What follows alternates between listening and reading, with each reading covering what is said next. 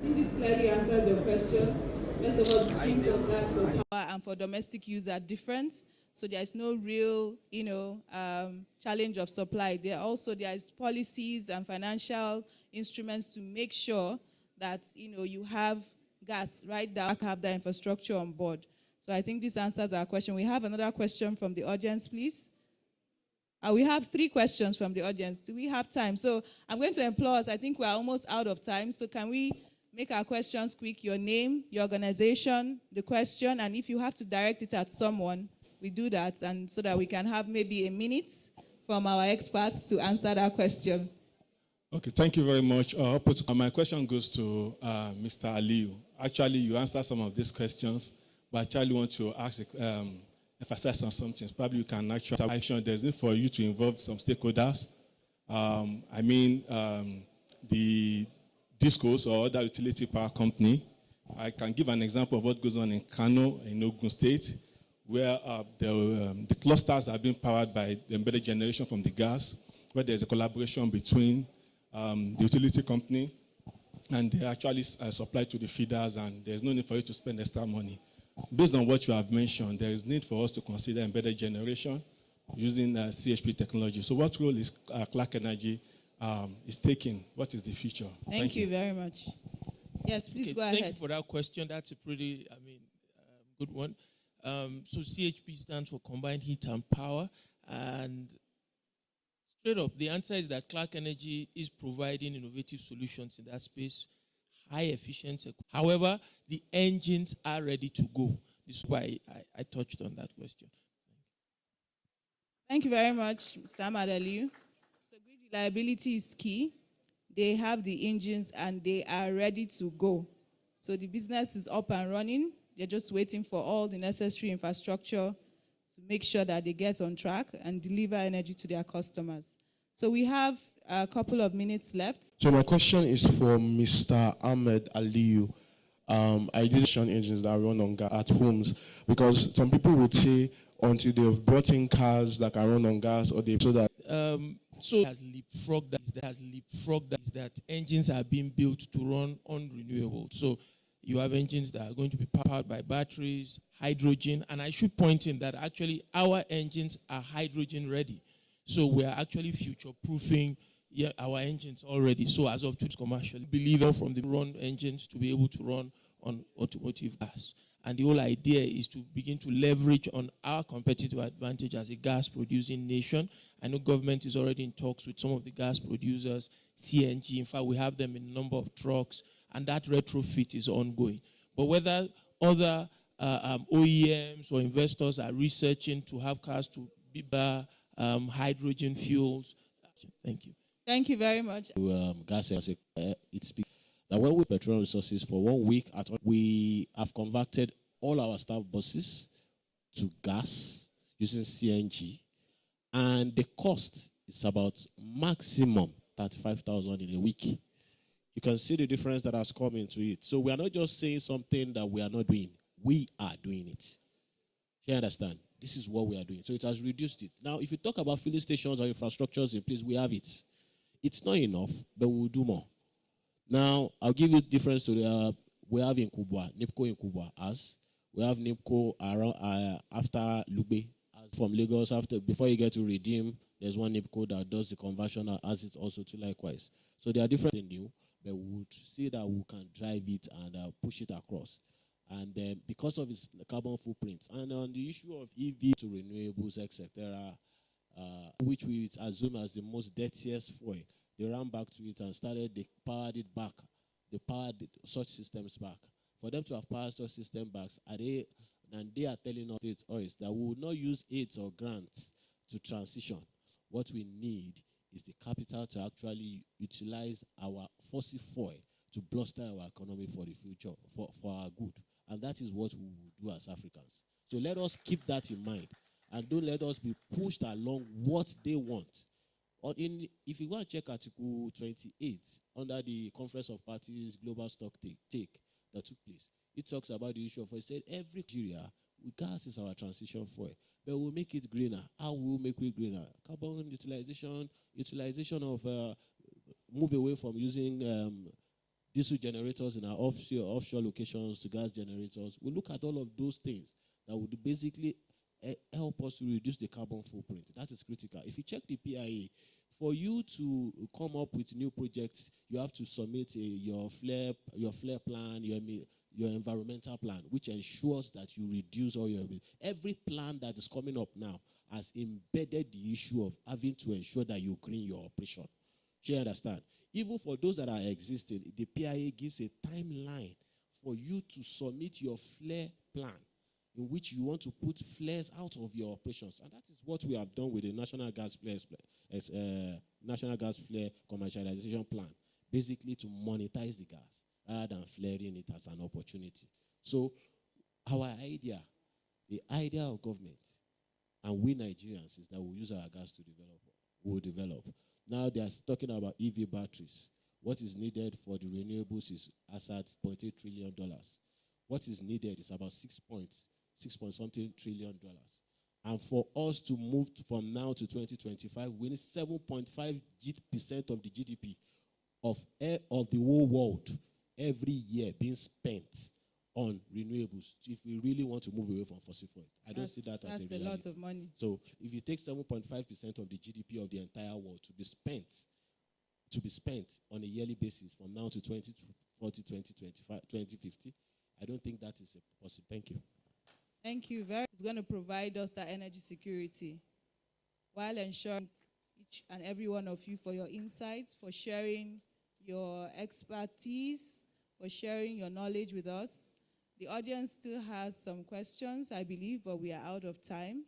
So they're going to walk up to you wherever your exhibition booths are.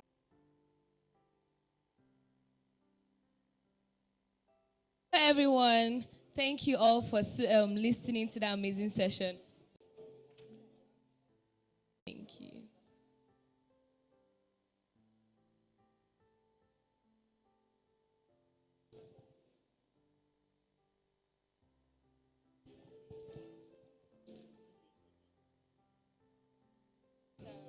Not spoken to them yet. No, it was nice. It was good. Because I saw people coming. It was good.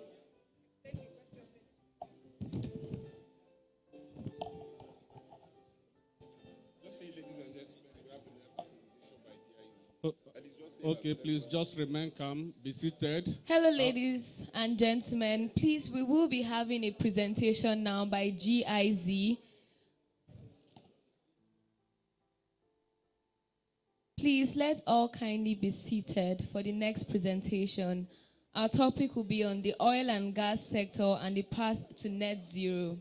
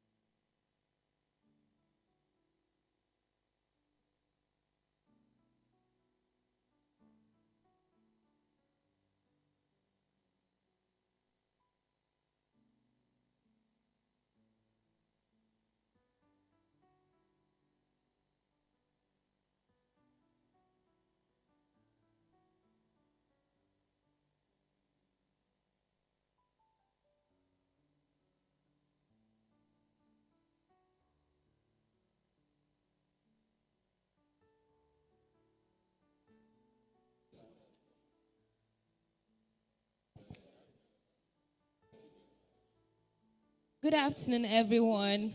Please, we will be having our next presentation by 12, and it will be on the oil and gas sector and the path to net zero.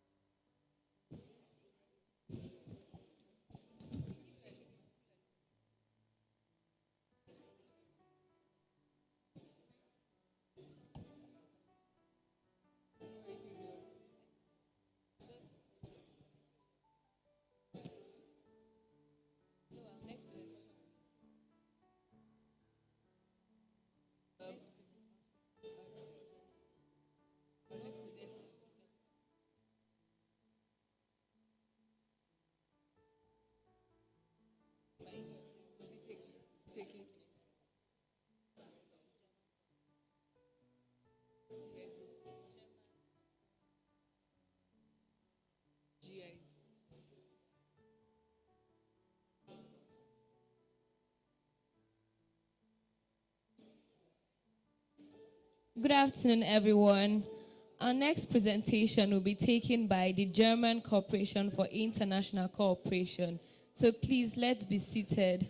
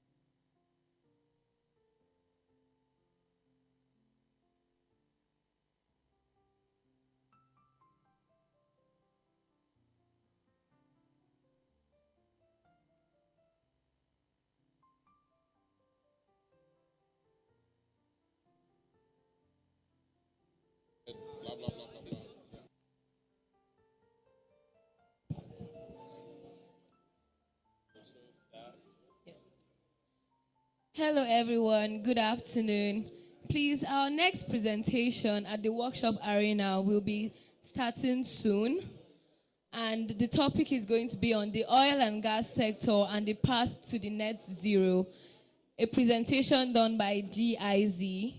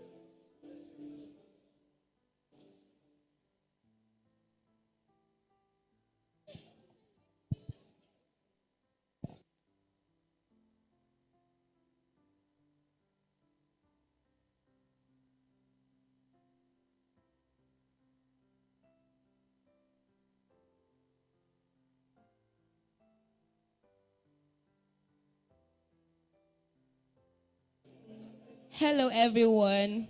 Please, we will be starting our next session at the workshop arena. Please, let's make our way to the end of the hall to your left.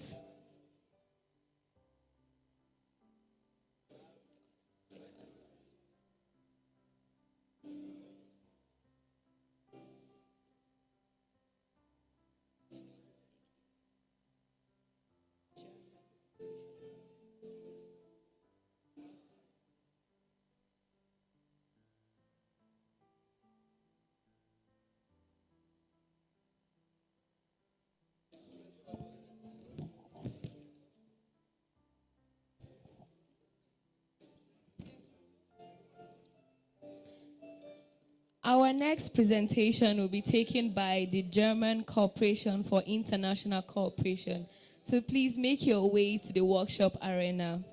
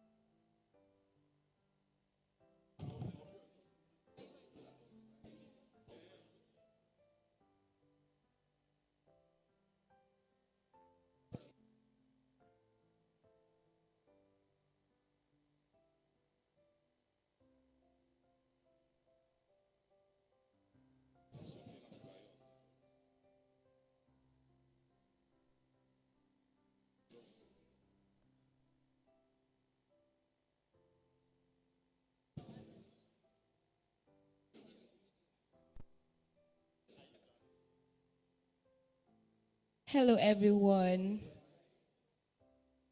We will be starting our next session very soon, and we'll be having a presentation by GIZ, the German International the German Corporation for International Cooperation.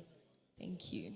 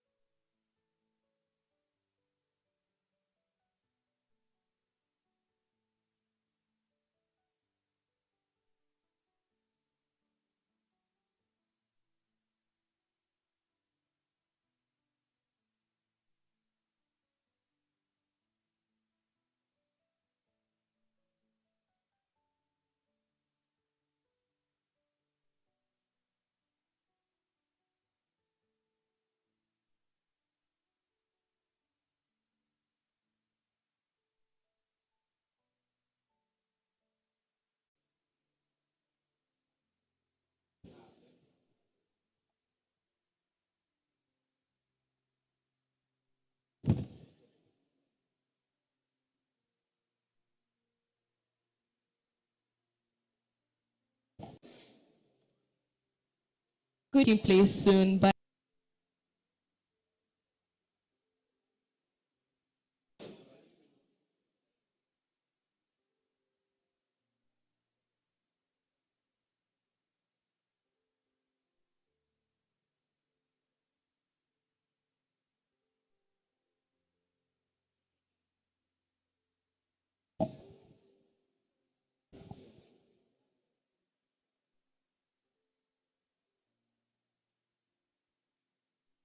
Please, let's kindly take our seats. Our presentation will be starting very soon.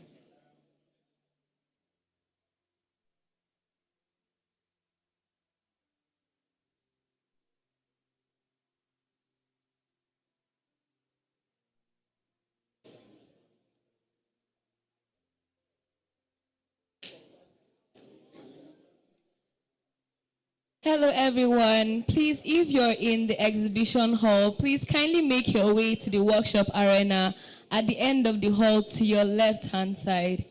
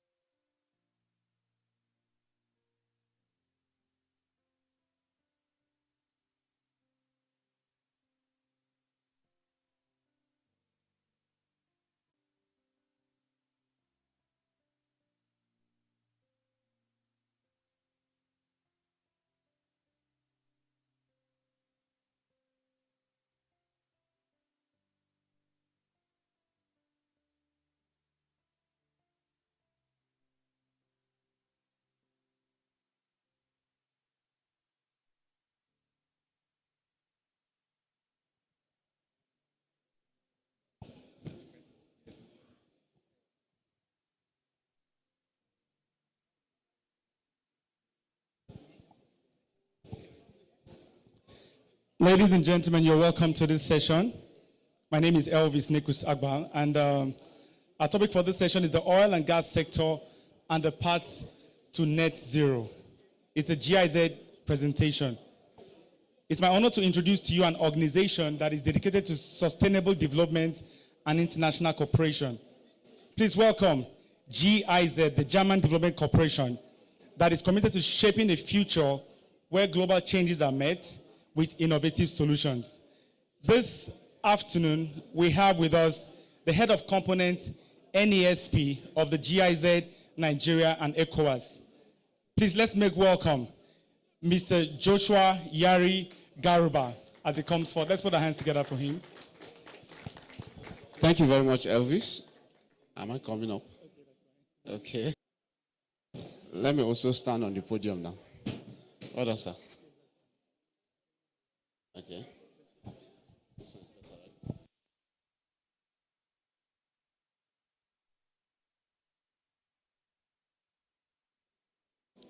Good afternoon, everyone. Can we just settle? Can we please just settle?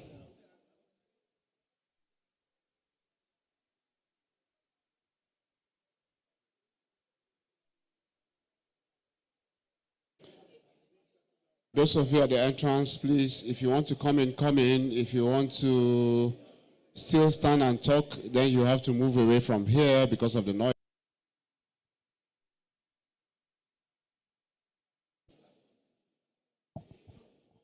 Basi?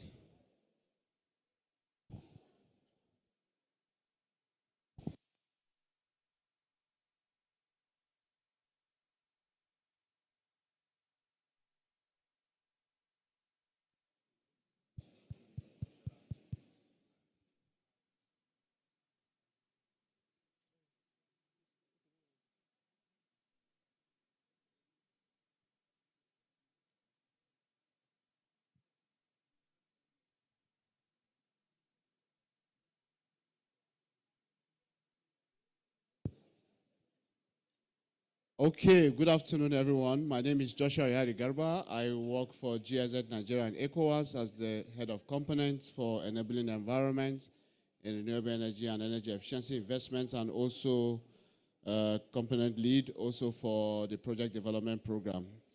I want to welcome us all to this session. Are we together, please? Hello? Can I continue? All right, I know we are together now. So I just want to welcome each and every one of us to the oil and gas sector, the path to the net zero session.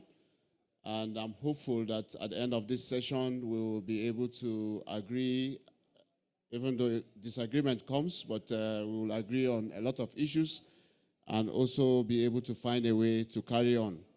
We are here because we want to raise awareness about the challenges and opportunities associated with the transitioning from oil and gas towards the net zero emissions, and also provide a platform for industry experts, policymakers, and stakeholders to engage in a constructive discussion on sustainable practices and technologies, amongst other things. I'm hoping that sure that it's not us marks. I want to call on the Deputy Ambassador of the Federal Republic of Germany to the Federal Republic of Nigeria, Johannes Len, to give the opening remarks. Please, a round of applause for him, please.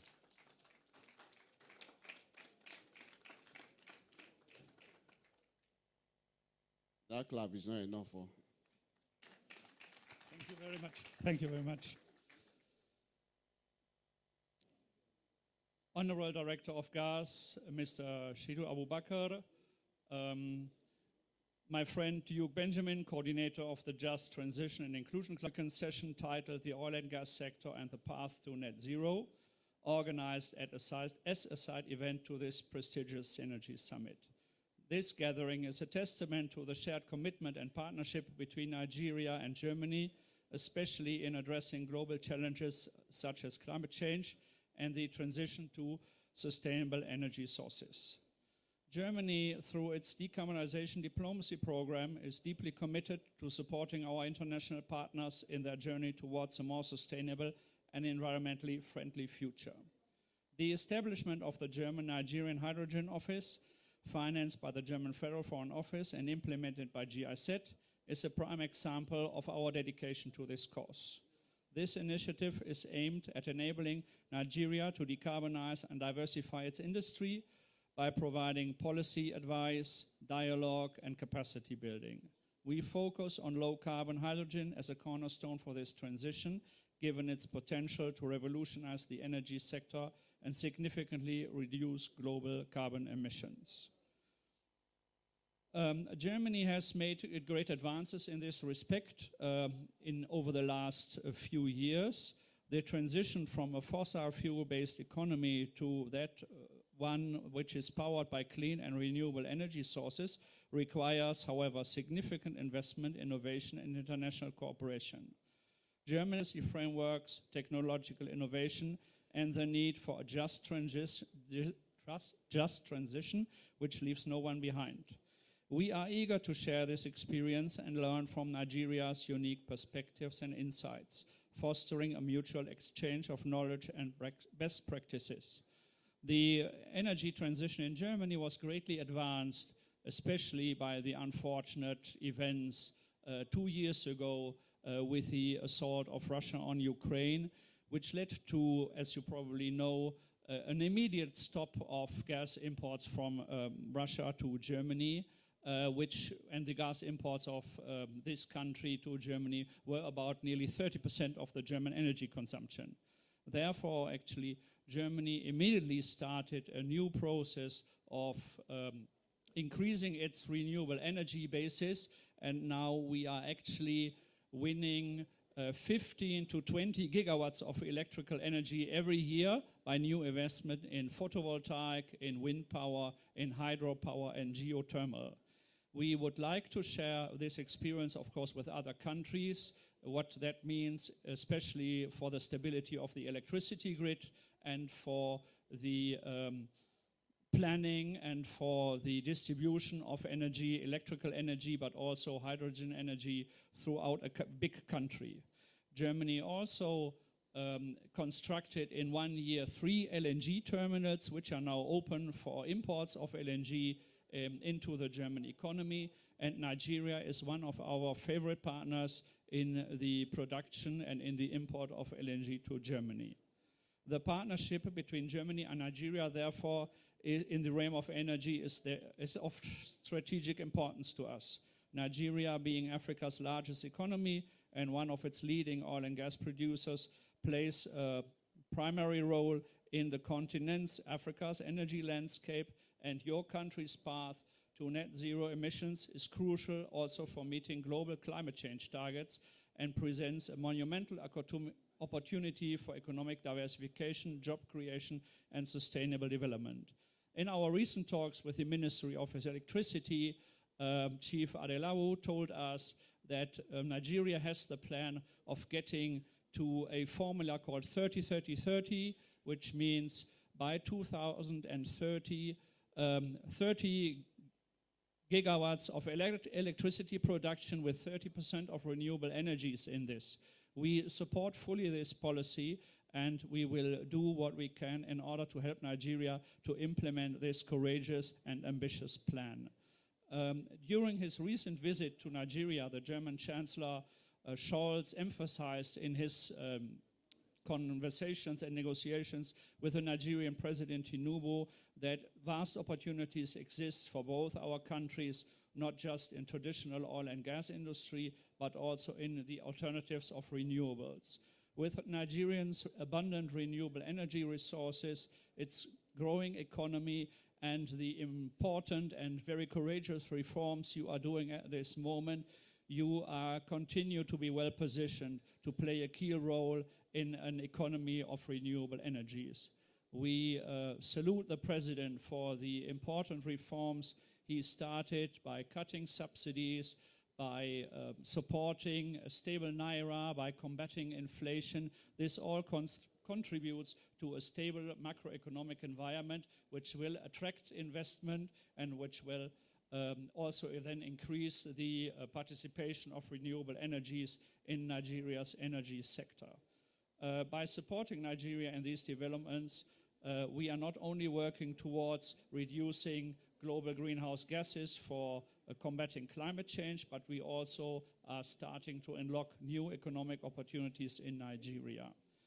Therefore, we will especially concentrate our cooperation and investment in solar mini-grids for the rural areas. We will try to bring investment into the hydropower section by rehabilitating medium and small hydrogen power plants. We want to see whether there is potential for geothermal energy in Nigeria, all together with the aim to create a stable and enabling environment which brings new jobs and new possibilities to Nigeria. Also, we would like to see a general stable environment, and it has come to our attention that there are ideas of bringing forward now an expert employees levy on companies which are investing here in Nigeria so that they pay extra taxes for foreigners they employ there. We would think this would be absolutely counterproductive and would make all the difficult task of the president in attracting international investment being a work in vain, and we should think the government or whoever did this should rapidly reconsider and think about new ways in order to create confidence in Nigeria's investment environment in order to bring cooperation forward. In conclusion, let me now remember that the journey to net zero in emissions is a shared global challenge that requires solidarity, innovation, and determination.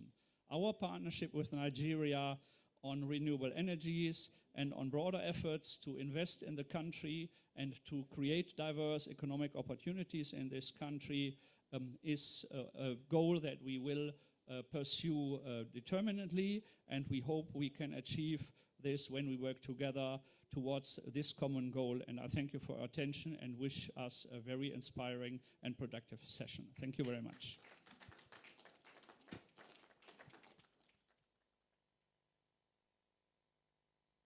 Thank you very much. That was the Deputy Ambassador of the Federal Republic of Germany to Nigeria, and I'm sure you guys don't want me to keep my job. I think some of you don't understand that I work for the German government. Please help me clap for my Deputy Ambassador. Thank you. Thank you. Now you want me to keep my job. One thing I keep hearing from him is Germany committed to the development of the energy sector in Nigeria. And I particularly like one word that he used and said that Nigeria is a favorite country. And I'm glad that Germany has found us to be one of the favorite partners across the world. Now, GIZ Nigeria and ECOWAS has since 1974 been supporting the development of different sectors in Nigeria. And some of these sectors are domiciled in the energy and climate programs. And because of that, I would like to call on the country director for GIZ Nigeria and ECOWAS, Dr. Marcus Wagner, who is ably represented by the cluster coordinator, Just Transition and Inclusion, GIZ Nigeria and ECOWAS, head of program, Nigerian Energy Support Program, and also my direct boss, Duke Benjamin, for his remark. Mind you, I said my direct boss.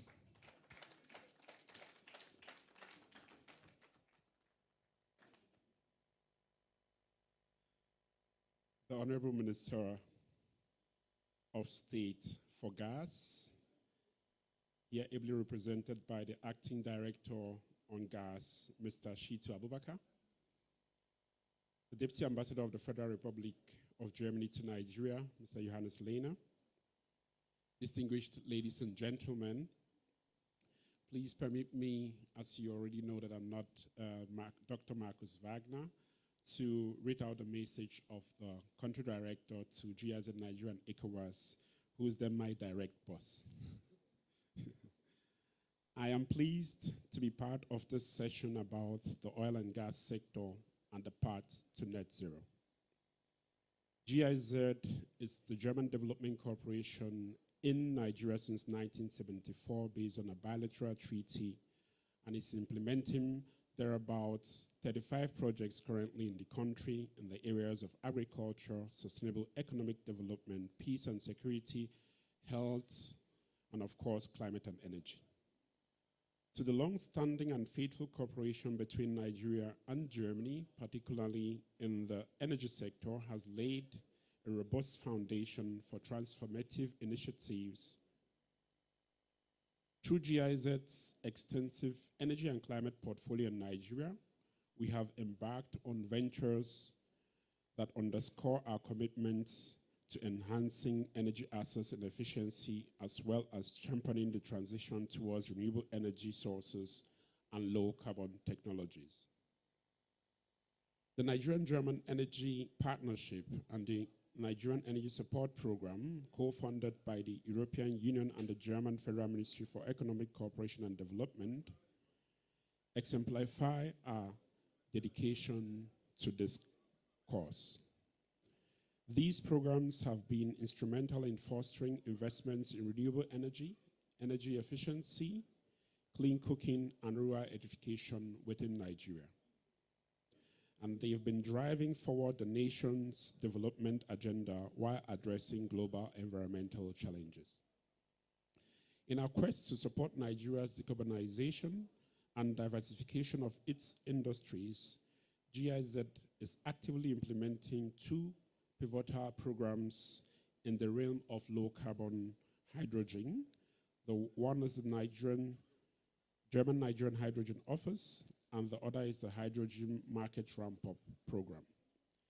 These initiatives, backed by the German Federal Foreign Office and the Federal Ministry for Economic Affairs and Climate Action, respectively, aim to create an enabling environment for low-carbon development. By focusing on policy advisory, capacity building, and the support of specific projects and private sector engagement, we are laying the groundwork for a future where clean energy not only powers our industries, but also empowers communities and drives economic growth in Nigeria. The transition to a net zero economy, particularly in the context of the oil and gas sector, presents both challenges and, of course, opportunities. As we navigate this transition, it is imperative that we harness the potential of innovative solutions such as low-carbon hydrogen, which stands as a beacon of hope for sustainable industrialization and environmental stewardship. Our collaborative efforts in this domain are not just about mitigating the impacts of climate change, they are about building a future that is worth living. In closing, I would wish to extend my heartfelt gratitude to each one of you for your commitment to this cause and for your participation in today's session. The path to net zero is a collective journey that requires the dedication, innovation, and cooperation of all stakeholders. As we engage in the world, thank you for your attention, and together let us pave the way for a future worth living. Thank you. Thank you very much. That was Duke Benjamin, representing the country director of GIZ Nigeria and ECOWAS, Dr. Marcus Wagner. I was hoping I could catch him on stage. You know, from where I come from and how I was trained, there are some certain people that you cannot just introduce. It's only your boss that can introduce such persons. But I'm not sure he wants to come back to the stage. But for the next speaker, I will like to invite to the podium is the representative for the Honorable Minister of State Petroleum Resources Gas, who is Honorable Ekpo. He is ably represented by Mr. Shitu Abubakar, Deputy Director of Gathering and Infrastructure in the ministry. This is the Honorable Minister now speaking. I hope to hear a louder applause. Thank you very much, sir. You're welcome.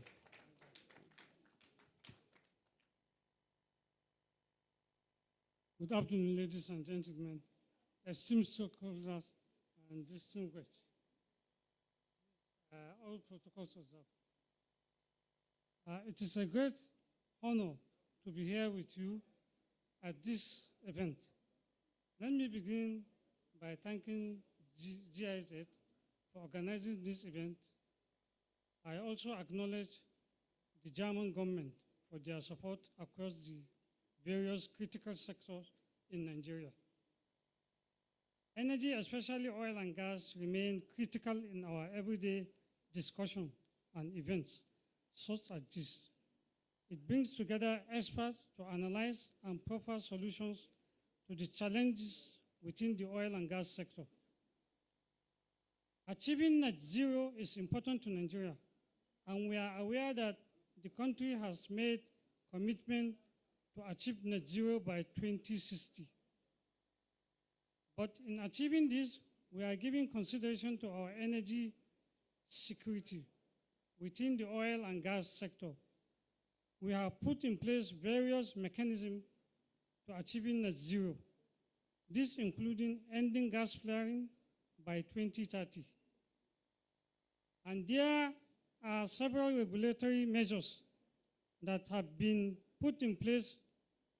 For example, every new oil and gas project must have a zero flare plan.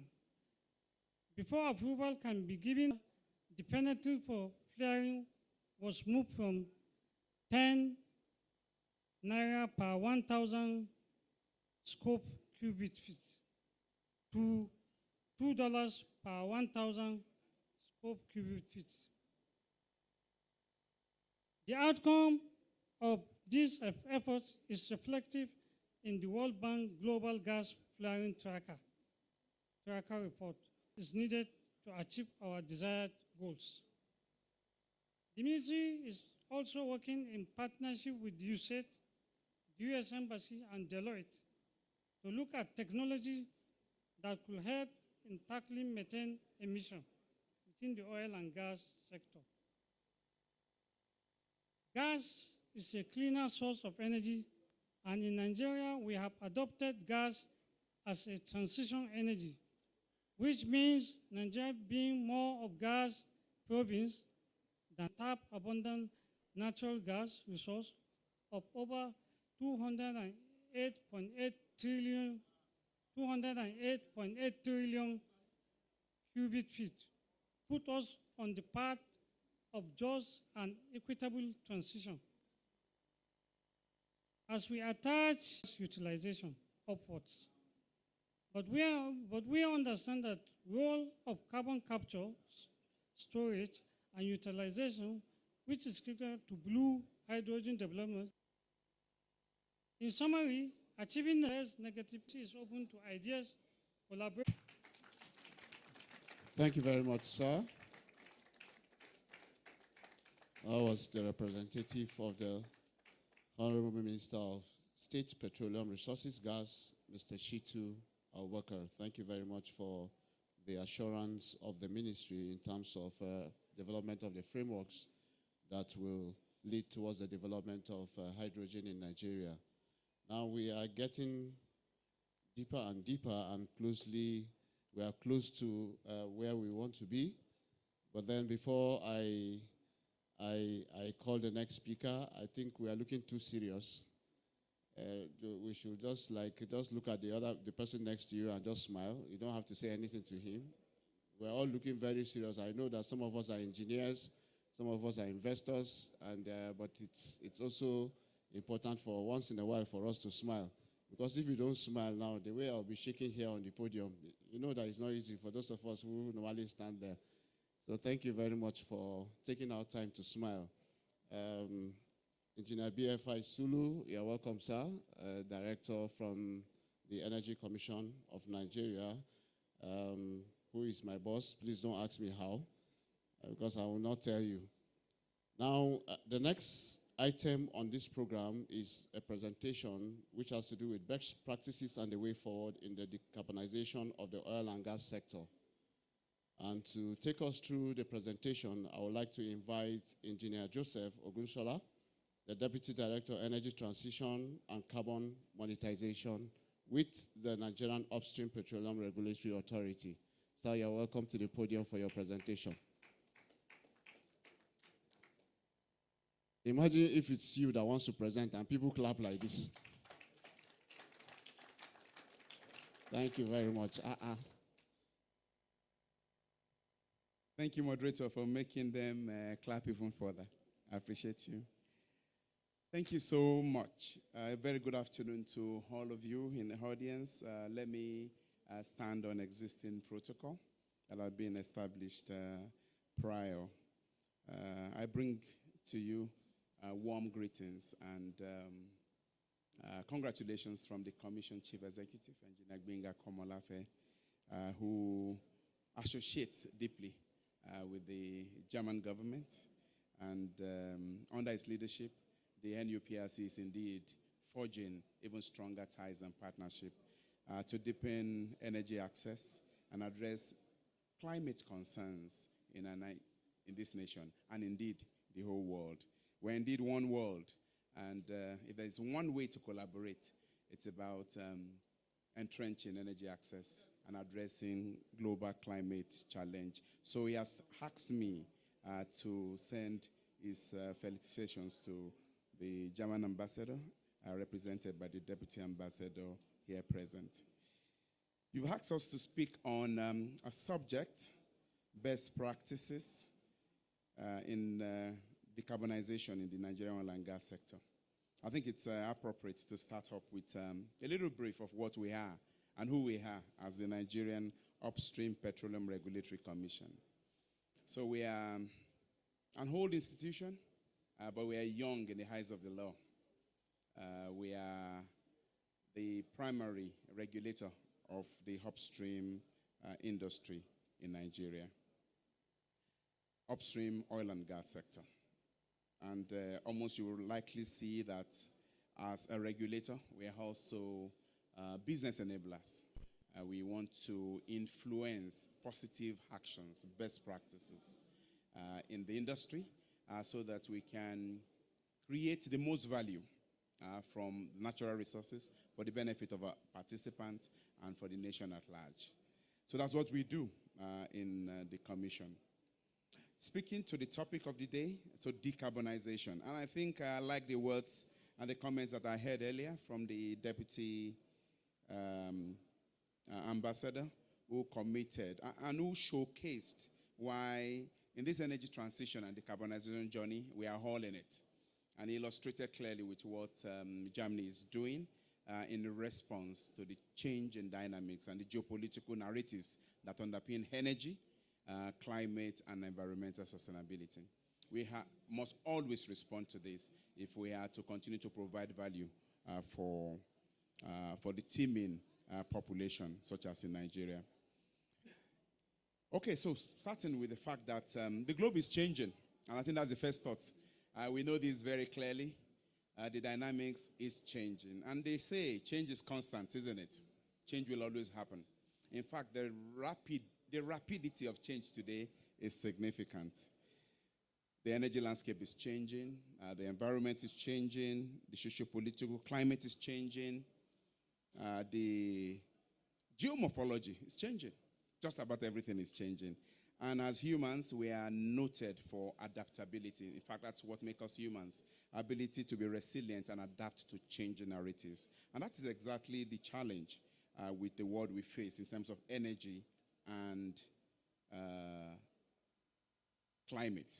We need to respond to these dynamics in order to move forward.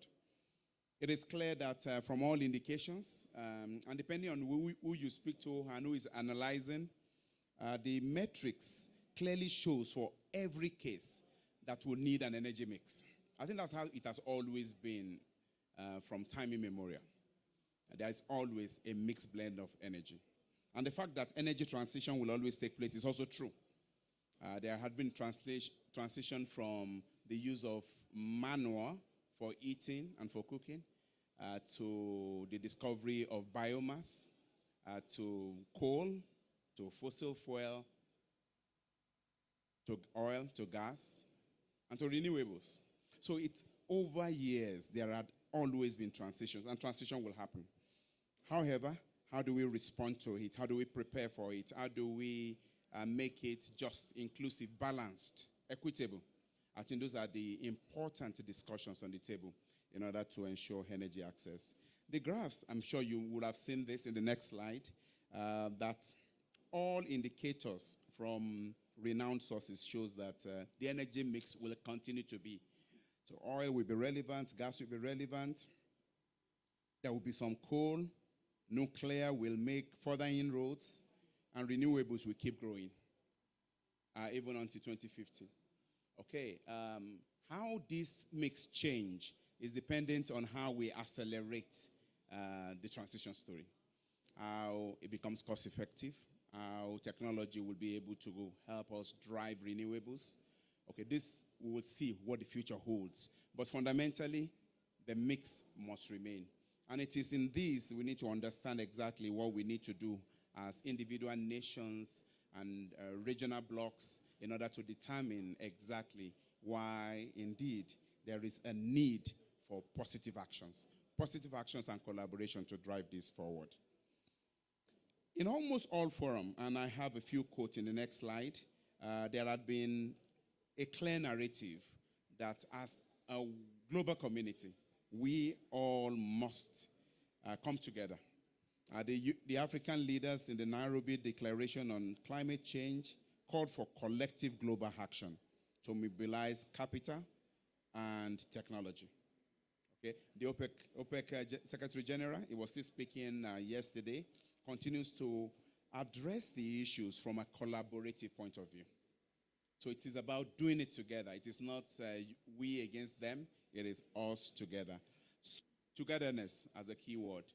Collaboration in fighting the menace of climate change and addressing energy poverty, which, because we're one world, it affects all of us equally, whether from a climate perspective or an energy poverty perspective. So it behooves all of us to collaborate and take action.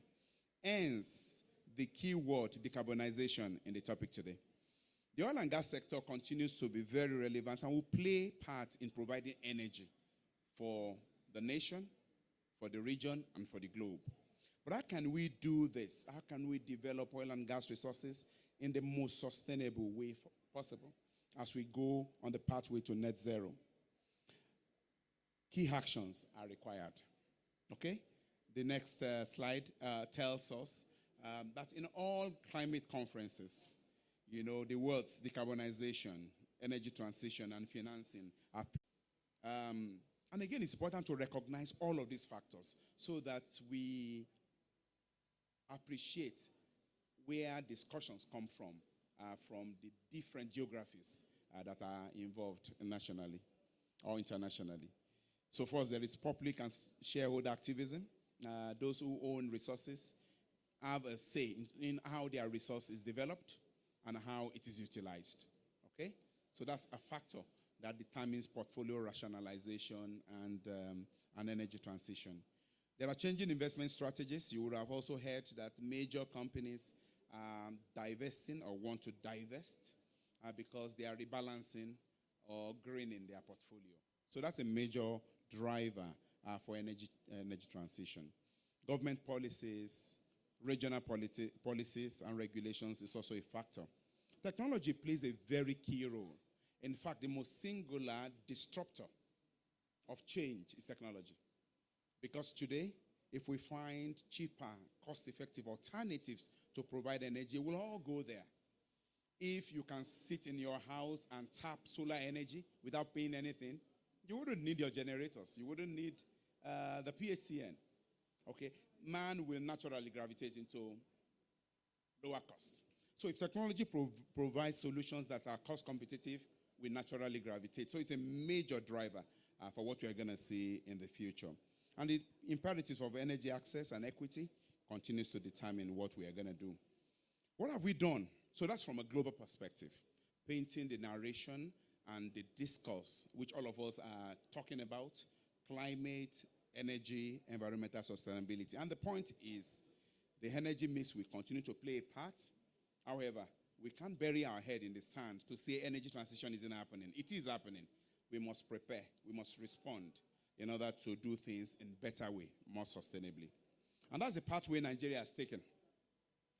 You'll see that I can call this decade in Nigeria the decade of decarbonization because of concrete actions that have been taken by governments at the highest level to drive a change towards more sustainable energy sources. The next slide tells us that in year 2020, the federal government declared that year the year of gas because gas is clearly a cleaner energy source. And that gradually metamorphosed into the decade 2021 to 2020, ably represented by the acting director, is the Nigerian gas measures in the upstream industry. So what is the commission doing? What is the department doing with respect to decarbonizing and improving the environmental credentials of oil and gas? And I think that is the point we should consider straight away. If you go to, I'm sure that should be the 8th slide. You can go forward. I think we know this very well, and I know those who can speak it more about it more eloquently than I, the Nigerian Energy Transition Plan. So I want to speak to the Commission, who is the upstream regulator. And the Commission has, will you say, 6 core broad agenda. And 2 out of this relates to the point of discussion.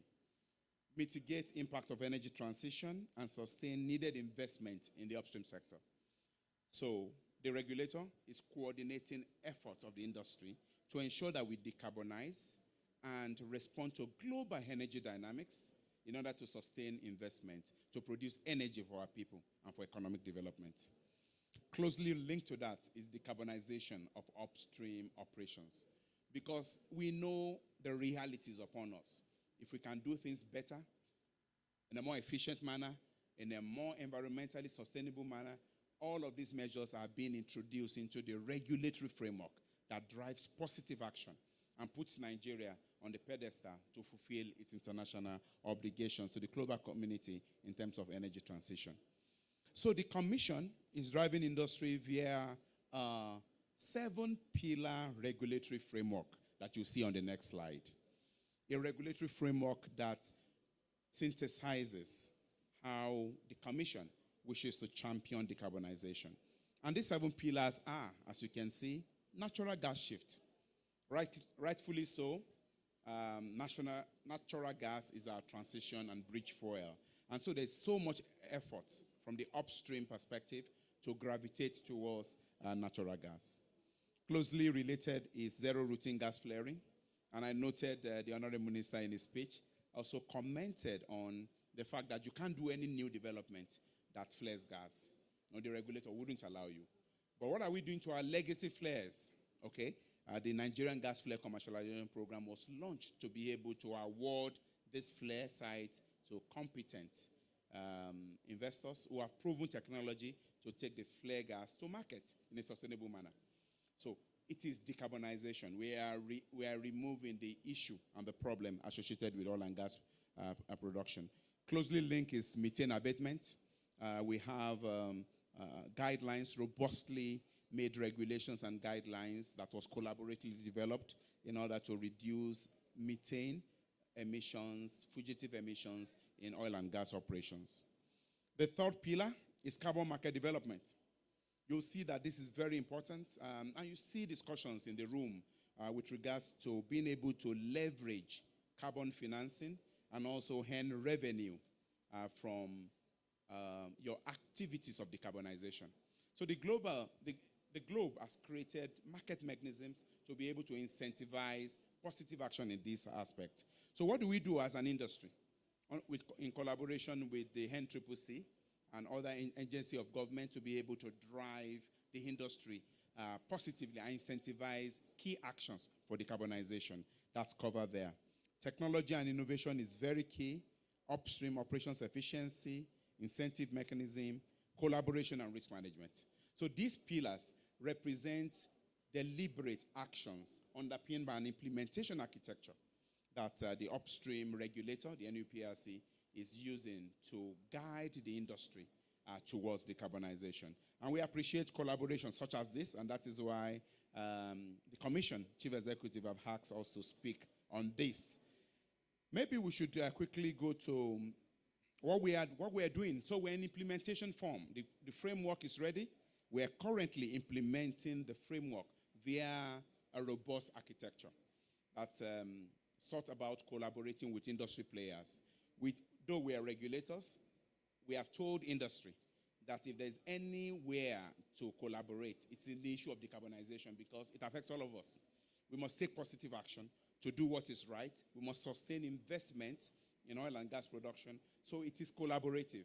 And we are getting significant support from them in order for us to drive positive actions in collaboration. In the next few months, we'll see the issuance of notices, advisory circulars, guidelines, and regulations on specific areas of the framework in order to galvanize the industry, the oil and gas industry, towards decarbonization. Next slide. I think we all realize, and that's why we're all here, collaboration is the key word. And we appreciate once again, GIZ for what they are doing to bring about this collaboration. And the slide is about a call for collaboration. The next slide, please. What are the key elements? And I've heard it in the speech before me. Financing and investment, capacity, expertise. It's important to collaborate in this way to drive collective action. Okay, and that is the call we continue to make. It is one world. We all need the climate. We also need energy. If we don't take positive action, it's going to affect all of us negatively. We need to collaborate in order to join together as industry and as sectors, as nations, and as the globe to combat this issue and ensure positive actions in terms of energy access and environmental sustainability for common good, because it is one world.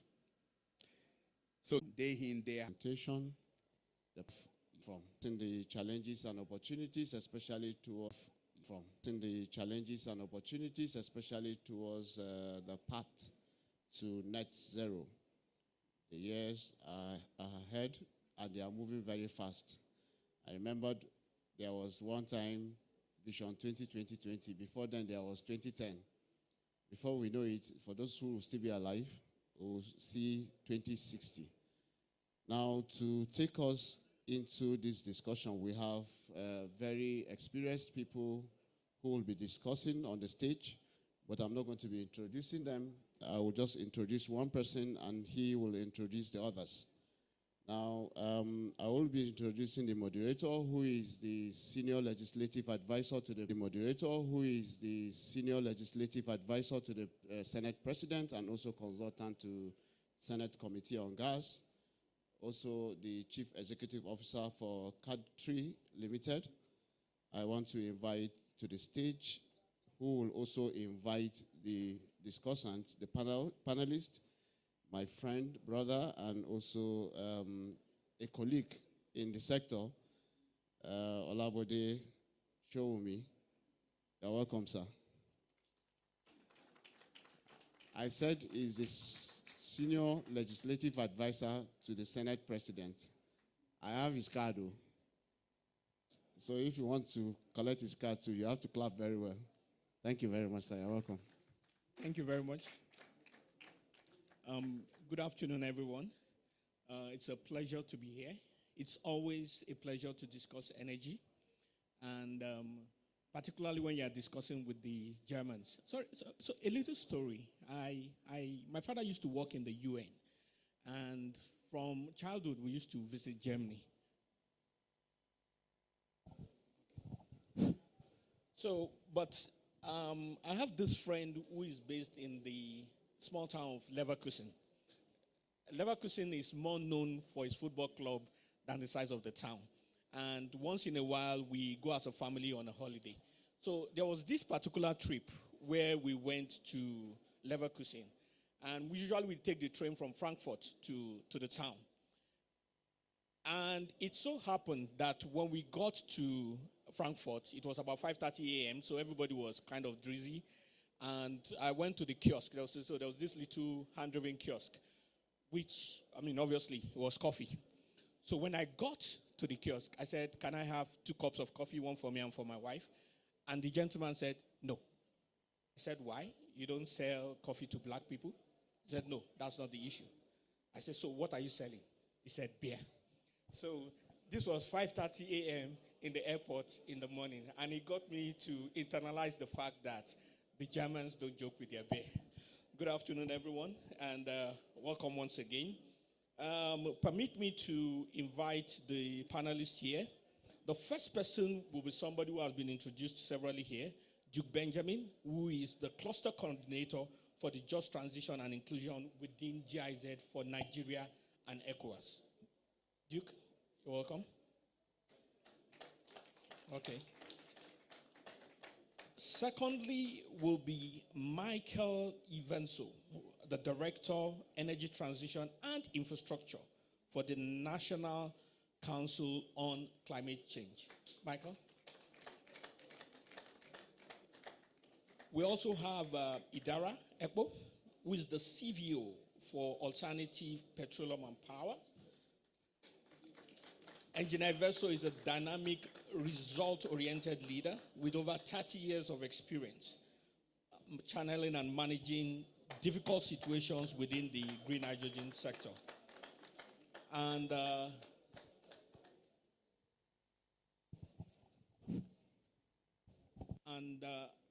lastly, but not the least in any way, will be my humble self. Thank you. Thank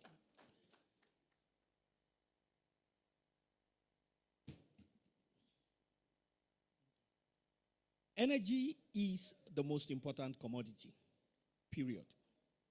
Wherever you are in the world, whether it be Cape Town, South Africa,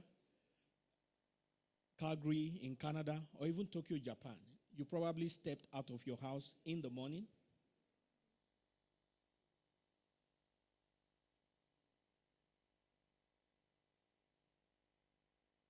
So wherever you were in the world, you probably stepped out of your house in the morning, got into a vehicle of some kind or a train, and then moved from one destination to the other. It involved energy. And over 100 years, the world, as we know it, has depended on fossil fuels. But over years, over the last 20, 30 years, it has been discovered that the way we use energy is not sustainable. In other words, it has the capacity to destroy us while we are trying to use energy. It is that thinking that has led to people coming up with the idea of sustainable energy forms. The method, the process, and the energy to move those energy forms is what has led to what we know today as energy transition. Transiting from fossil fuel or an energy form that is capable of destroying us to one that will enable life as we know it to continue. And that is what brings us here today, to talk about the challenges, the perspectives, and the issues we face, not just in the whole energy form, but particularly with respect to what we are doing in Nigeria as hydrogen.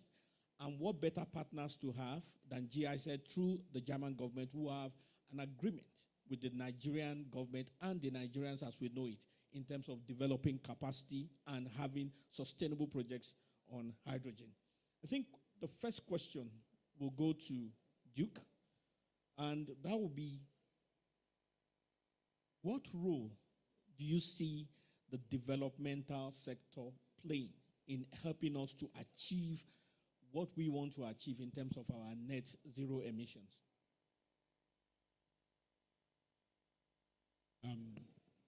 Thank you very much for that question. That's, of course, right, putting me directly in the tight corner when we've not talked about the concept. So basically, of course, as GIZ, I mentioned it during the speech for my country director, been here since 50 years, working with Nigeria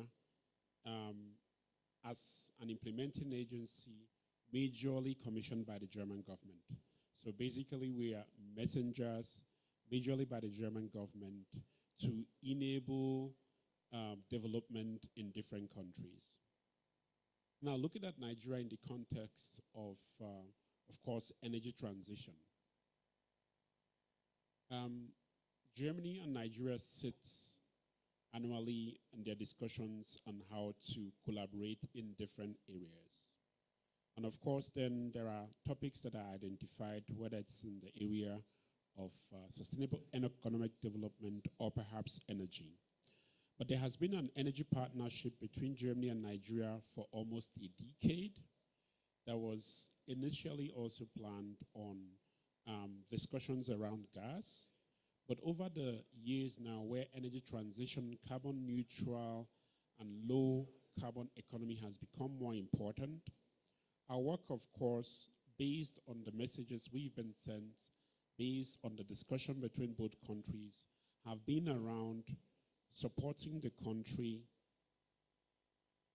with cleaner technologies, renewable energies, energy efficiency as a whole. That's the core of the discussions that have been going on.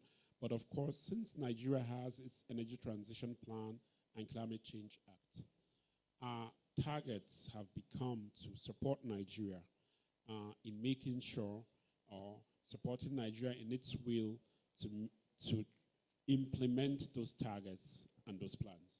Thank you. Okay. Michael, your thoughts on the same question? I really want to take the opportunity to thank the German government, Your Excellency. The Deputy Ambassador is here. This is 60 plus years of Nigeria-German cooperation that has seen a lot of catalytic investments in sectors that help drive inclusive economic growth for the population, whether you're talking about power, whether you're talking about agriculture, and so forth and so on. So to the question about the role of the development institutions, they really want to play catalytic effect in helping to incentivize and bring in the leading thoughts around technologies and global best practices for whatever sector that's under observation. Look at what we're doing under the hydrogen office. How do we, as a gas country, take advantage of our abundant resources to create alternative energy that is cleaner than fossil, than gas itself? So the Honorable Minister eloquently mentioned blue hydrogen, and for which gas is a substrate. My colleague from NEPRC also really elaborated on that. Now, the support we're getting from the German government really is helping to accelerate Nigeria's adoption of this very important technology solutions to alternative energy in Nigeria. And, so in summary, the institution's really there to provide catalytic support to help in enhancing and improving access to energy in whatever form, especially as we're having discussions today, whether it's hydrogen or whether it's carbon capture in whatever form that we have it today. My colleague from NEPRC has elaborated on the leak detection and repair under the methane abatement program, the support we're receiving from the European Union in that regard as well. So that's what we see, that's what we've been experiencing in terms of our partnerships with the Germans, in terms of our partnerships with other our friends across the European Union and elsewhere in the world.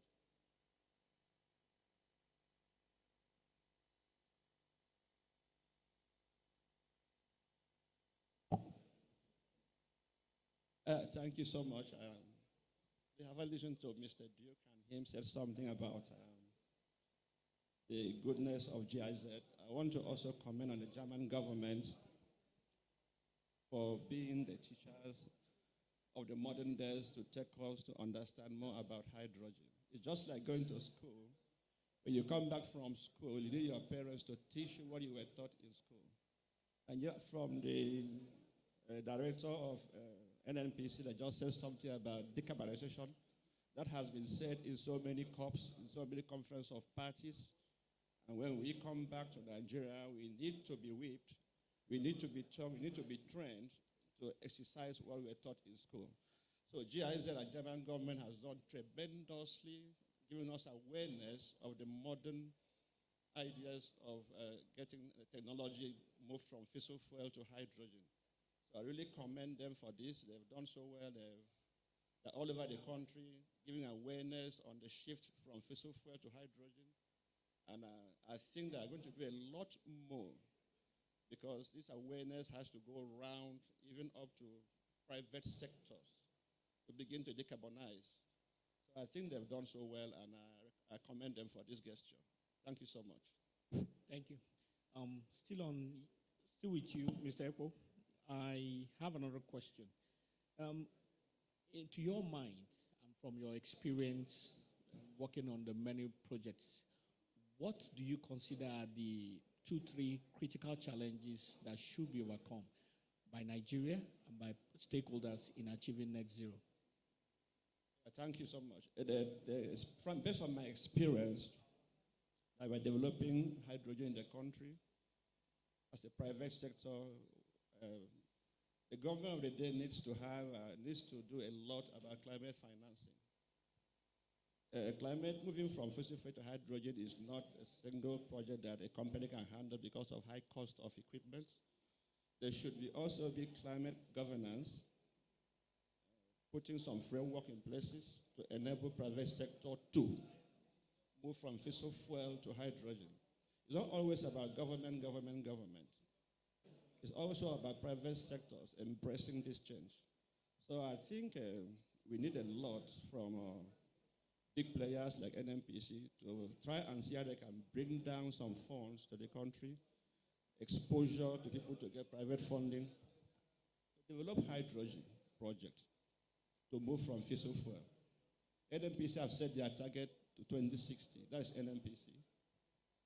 But other private sectors have the right to set their target to 2030. It's a contributive game. It's not only about government. Big players like Wando, Shell should also set their targets to something around 2030, 2040, not NNP 2060. So it's a part that people have to play parallelly to get to that net zero. So that's what I can say on that. Okay, thank you. Michael, your thoughts? The critical challenges in So if you asked anyone, the very first answer you will get in terms of what the barriers are to entry for uptake of renewable energy and alternatives to developing alternative fuel sources from fossil, it's financing. Financing always is usually the first thing. And for the simple reason for reducing tariff, directing flow of sustainability linked financing to support what we're talking about here, uptake of renewable energy goods and services. You will recall that in COP28, that the Infrastructure Corporation of Nigeria, which is a pseudo-government entity that's partly owned by the Central Bank of Nigeria, has signed a cooperative memorandum of understanding with a Dutch firm to actually establish a photovoltaic manufacturing in Nigeria. Because as you all know, what the exchange rate regime is doing in this country, rather we want to domesticate that production rather than always importing. So that's one step to go, meaning that we're going to reduce our exposure to foreign exchange changes as you see the fluctuations in the dollar components. Secondly, it will create the renewable jobs that we're talking about in the interest of just transition, returning our industrial sectors as well as the people and the technical skills required to install PVs, to manufacture them, to install wind turbines and all of that and whatnot, creating the required green jobs that we're talking about. So to a large extent, the government's position is we'll provide the enabling environment, we'll provide tax breaks, we'll provide zeroing out the import tariffs, and also create the regulatory environment to allow investors to come in, and also creating avenues for finance flows into the system for investments and the projects to actually kick off. So that by 2030, 2040 timeframe, the energy mix that Joseph talked about will be real. Because what we say in our energy transition plan is that by 2035, 2040 timeframe, our energy mix needs to be balanced. So as we ramp down fossil, we increase our renewable energy install base so that the journey to 2060 will be real and it will be very deliberate. Thank you. Yes, thank you very much. I think both speakers have said quite a lot, which I agree with. I would summarize a bit and then add a few things to just also showcase how we then support through our commissioning parties, the German government majorly, and sometimes the European Union, to support the cause of the government. So basically, number one is political will, right? And the political will, just like Michael has said, translates to trying to enable the environment, because if the private sector does not come in to invest in those things, the political will alone most times does not lead to full engagement. Incentives have been mentioned in the form of tax holidays, import duty reduction or exemption. There are two other aspects that I would like to highlight. One is, first of all, it's like the technology or technical assistance which we usually bring. First of all, you create the awareness for these incentives or these possibilities. At the same time, you also need to build capacity. So that's why the likes of development agencies like GIZ, commissioned by the German government, working in different projects. For example, we train both technicians and industry players to understand, for example, what renewable energy is all about, how to harness those potentials, how to build business cases. We go ahead and do pilot projects with them and make sure they understand all the incentives that are in the market already by the Nigerian government. There are also very quick wins which we create awareness for example, our generator capacities, and thereby also reducing costs to explain to you that there are other technologies that are greener and the costs of production as well as make their things greener.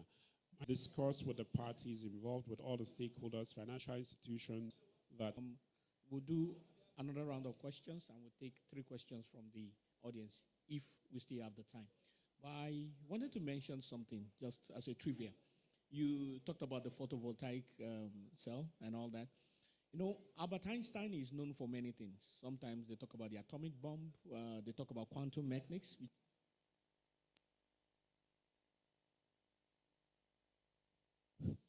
But he's also a Nobel Prize winner. and he actually won his Nobel Prize for the discovery of the photovoltaic cell. Probably right now, Albert Einstein will be very happy with your initiative. Moving forward, there is a proposed, globally speaking now, carbon taxing mechanism. In your views, I'm going to start with Duke now.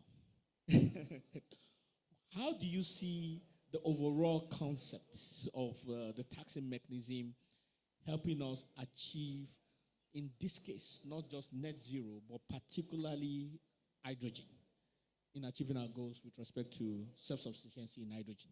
The taxing mechanism for and how it will help achieve our hydrogen goals.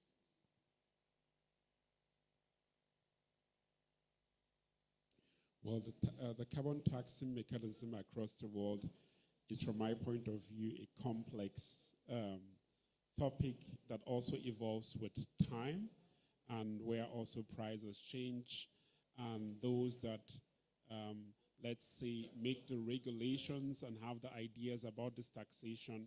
I'm just going ahead to speak because I believe everyone here is aware. So the carbon taxing helps those that are emitting more or those that are emitting less, either to gain or to need to pay for this. So if you're emitting more, you need to pay more carbon tax. And there are prices that range in the industries. Currently, there are a lot of discussion that is not high enough.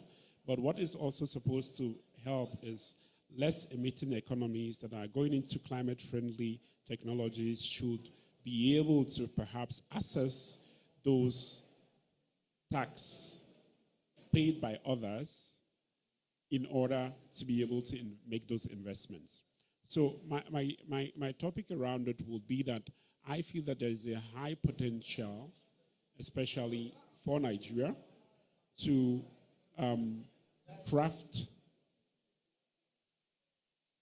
a sort of engagement into the global tax incentive to be able to finance projects in this part of the world. I know that the N.I.E.S is working on something. That is why I don't think I'm the right one who's supposed to make some of this announcements. I'll be happy to say one or two things later on, but I would just pass on to Michael to see for achieving that an industrial consumer, because at the end of the day, everybody uses some form of energy, including diesel and gasoline. The bedrock of this entire climate decarbonization is based on the emitter pays, basically. And I think that's a fair assumption to make. Therefore, down the pike, there might be an increased appetite for that sort of thing to apply.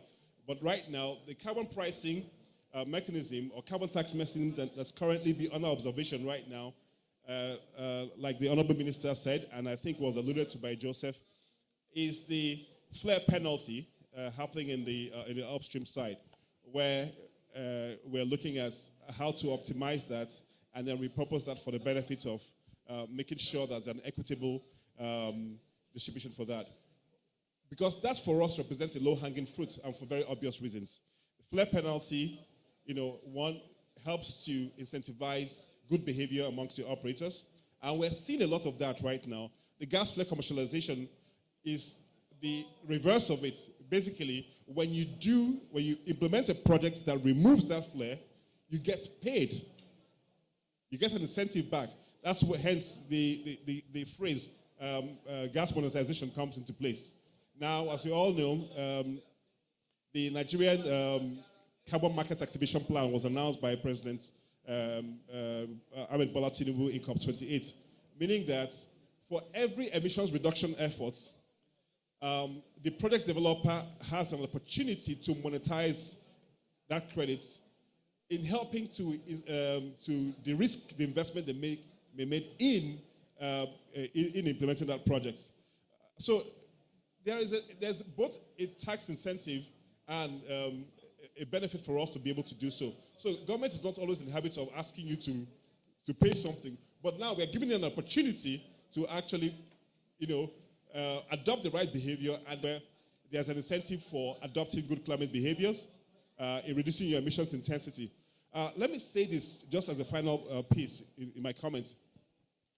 Now, all source to the other. It also means extracting efficiency from your operations. For example, converting a gas power plant from single cycle to combined cycle, really gives you the kind of efficiency that's anywhere between 30% to 60% for the same scope of gas. And then you're reducing emissions as well. So energy efficiency is also an aspect of decarbonization because you're using less energy for the same output. And I think Joshua, who's the cluster head for energy efficiency, will know this better than anybody else here. Energy efficiency also is an aspect of decarbonization. So let's not always focus on switching our fuels, but also you earn credit for that in terms of funds. Because about taxing is a different ballgame. Where you are taxed on something, you are taxed on something that you emit, and you pay money for that tax. Africans moving from fossil fuel to hydrogen. And once you export goods from here and you are taxed, you don't make profit. I'll give you an example. If you export 1 barrel of crude oil now, a lot of carbon from the source of the crude oil, of that bond, you extend your oil and gas project to your 20, 50, 60.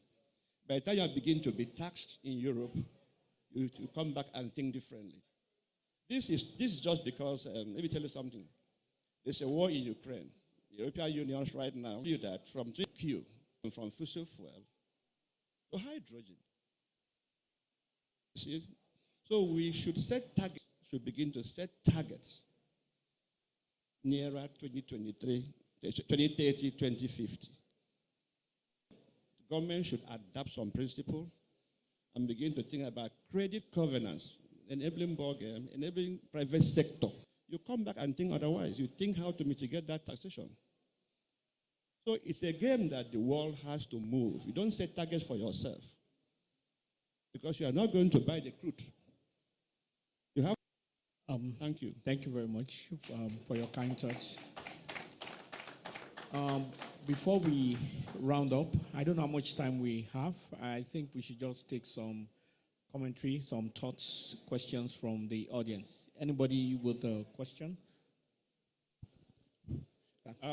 While we're taking the questions, it's important for me to clarify, however, that the CBAM is targeted at any country whose production processes is carbon intensive, whether they're in Finland or they're in Saskatchewan.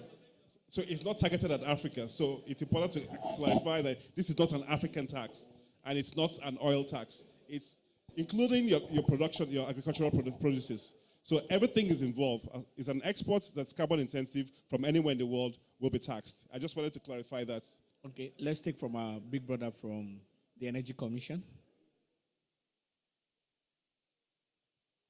Good afternoon, and thank you very much for the discussion.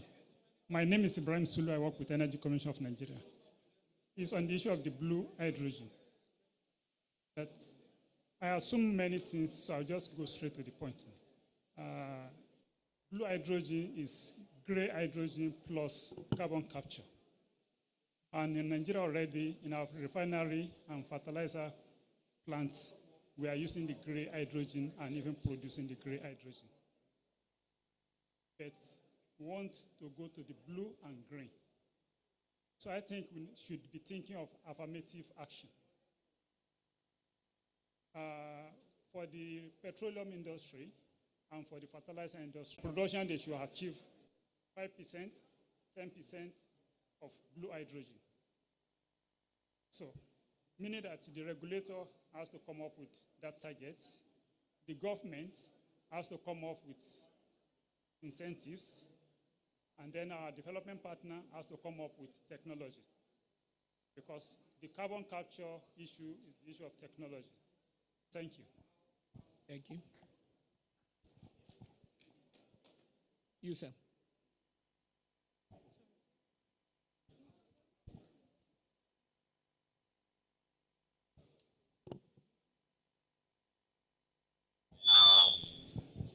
Okay, good afternoon, everyone.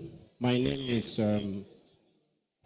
is Stephen Alekwe from APPL. Okay, basically, my question, I will spare the moderators and I'll direct it, I will spare the panelists and I'll direct it to the moderator, consultant to the Committee on Oil and Gas. And a lot of things have been said here in terms of the need for finance, government for this transition to net zero.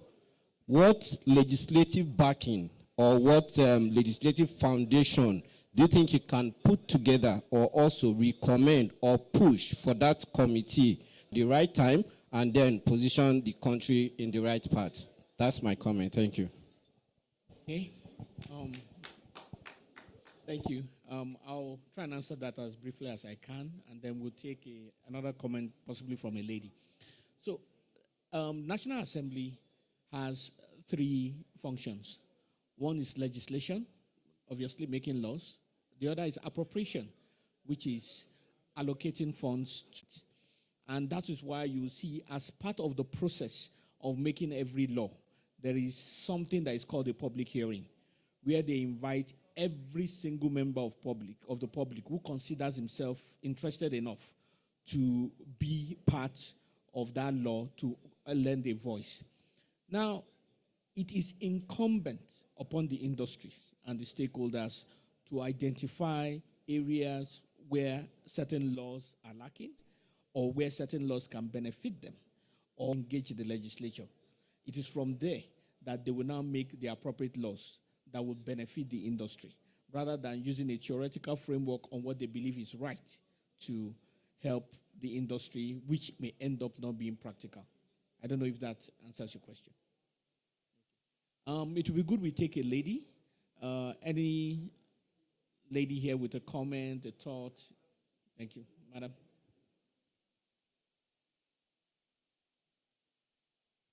Thank you very much, moderator, panelist. Good afternoon, everyone. My name is Deborah from APPL, Head People and Culture. All right, so my concern is, I remember the Deputy Ambassador mentioning the law that just came into place, the expatriate employment levy, right? And that it would be counterproductive, considering the fact that Nigeria has been partnering with Germany. We have a lot of, the technology part, and we're also talking about talent that is domiciled with people outside the country. And since we're trying to embrace this, we're looking at people actually coming in to also train the guys here. So if we're now saying we are imposing a levy, and it's as high as, I think, $15,000, $10,000 per expatriate, I totally agree with what the Deputy Ambassador said, that it's sort of counterproductive. So how do we align these with the things that we are talking about? We're trying to move forward, and we're also saying, no, don't move forward. I understand the part of the domesticating talent, right? But how many can we send out to train and bring back without also having expatriates coming? So we are talking about reducing taxes, levies, the financing is a problem, yet we are also making counterproductive laws. So how do we balance this? Please, that's my question. Thank you. Okay, thank you very much. I'm not sure it's a one-sided answer, but obviously, like most of life's challenges, it requires multi-pronged approach. So it's on the as we and conclude with the rounding up comments. So, Mr. Epo, let's start with your thoughts on that. Hello. Hi.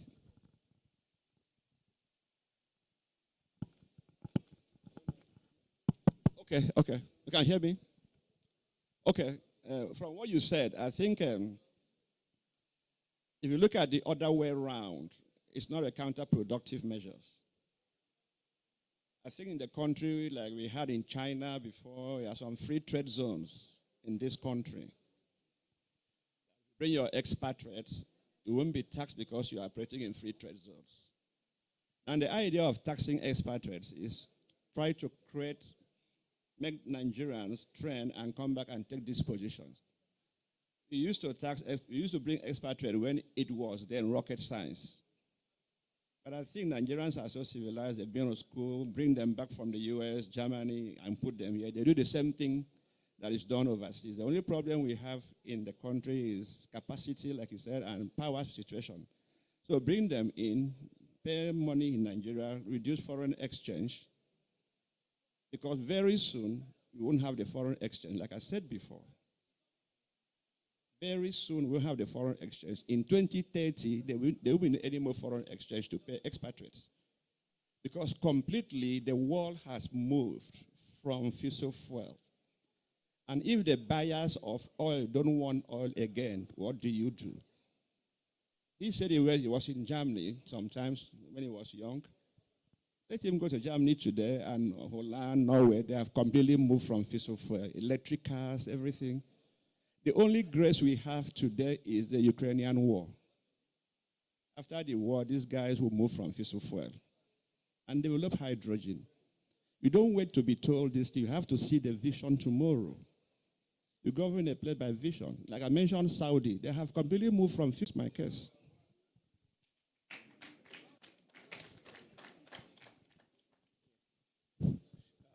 Unfortunately for me, this is not a subject that I'm very familiar with. But to your point, it's a multi-dimensional question, like the moderator said. There are several sides to it. There's the legislative side, and there's the economic side. It'd be interesting to know the reason why this high tariff was imposed on expatriates coming into the country.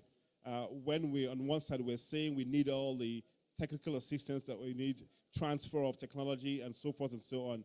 A lot of these technologies are, coming in, and therefore accompanying the technologies are experts to help operationalize those technologies. That's a very valid argument. But I will surmise to say that permit me to go back and do a check and really see the justification behind that high tariff. But in summary, we need this expertise. But to Mr. Ekpo's point, they're not to be here in perpetuity. They're here to transfer and leave, because the idea is to domesticate all of these technologies and have them with us. The MOE that was signed with Solage, between Infracorp and Solage, the Dutch entity, I think it has in its clause some proviso that's specific to technology transfer and a time limit for which this has to happen, and for which it now becomes an entirely Nigerian-owned entity. But please permit me to go back and do additional research and come back to you with something. Thank you. So I'll basically join to, I fully agree with Michael. There is one thing that, of course, if expatriate levies are made, there is a reason why governments think such things should be in place. But I think the answer to the question somehow also relates to the initial question from APPL, that is an industry player and is trying to understand what are we doing to enable the environment. So I believe that it is the private sector that is interested in implementing regulations or policies that are in place that should feed back the challenges they are having to drive the sectors forward. So we at the German-Nigerian Hydrogen Office are currently working with all stakeholders to create a hydrogen policy that will have some sort of strategy and roadmap for the potentials of green hydrogen. But of course, just like our moderator said, policies are made most times theoretically, unless you're really talking to private sector players that have some experience. So it's in the actioning of the policy and driving of a particular sector where you usually understand there might be a need to review this or that, for even prevailing conditions change within time. So I believe this kind of expatriate levy could be a discussion that will then be mutually done by both sides and the private sector to say if this is a true barrier and a hindrance for investments in the sector, then of course it should be reviewed and discussed. Thank you. Thank you. Finally, let me just put a final comment on that. Most challenges, difficulties with respect to other developmental work, running a business, or even running government is a lot like training a child. If you were to ask any successful parent today that what is the best formula for raising a child? Nobody has an answer because it depends on so many factors.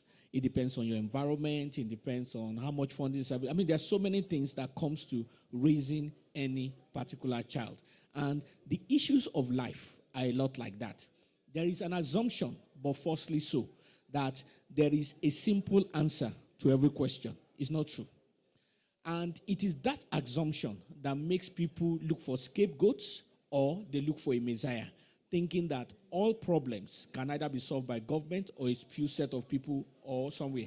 But it is the sum total of the little things that we do right that helps us to ultimately get it right. And so on that note of getting it right, I would like to thank you for the opportunity to be here. And a round of applause for the gentlemen who contributed from their wealth of experience and from their insights. Thank you. And let me hand over to my bro and friend of many years. Thank you. Thank you very much. Thank you very much, moderator. Thank you very much, panelists.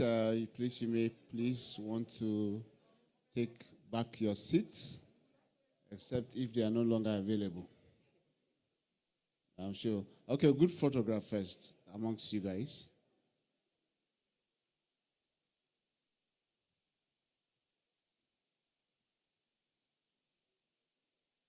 While they are having the good photograph, I would like to call on Basi to come and give the vote of remarks, closing remarks, and hopefully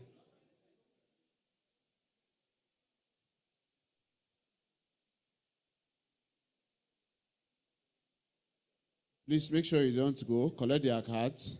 I know them very well. They are very good people. That was how I got to know them too.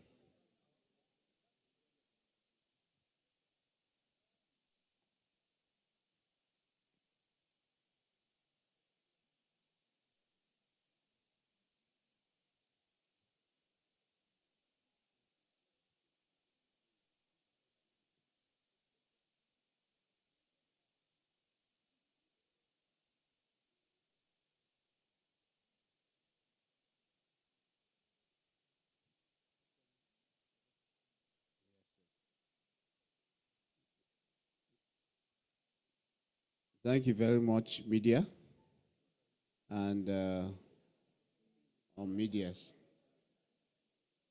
Please, another round of applause for the panelists. Except if you didn't learn anything. I hand over to Basi for the closing, please.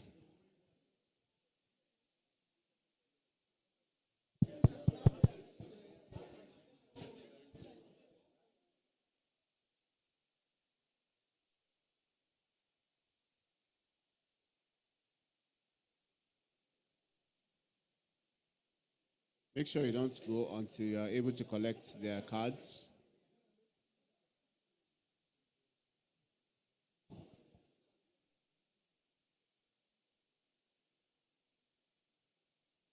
All right, I think it's okay.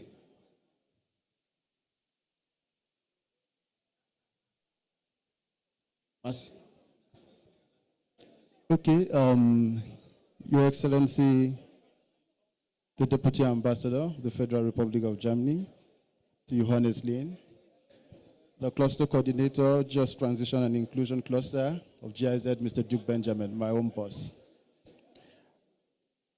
and also Mr. Michael Evenso from N.I.E.S, and also the presenter, Engineer Joseph Ogunshola, Deputy Director with the NUPRC. We've had a wonderful conversation today. It's been nice listening to the various topics and listening to the various presentations. We have come a long way on the energy transition drive, and I believe we're all energized to move forward on this and see how we can help Nigeria attain a net zero target. So I thank you all for taking out time to join us today. I've seen a few faces I saw last year, and I'm happy to see you again today. I hope we see you next time next year. I wish you a safe trip to your destination, and on behalf of the GIZ, want to say thank you and have a nice day.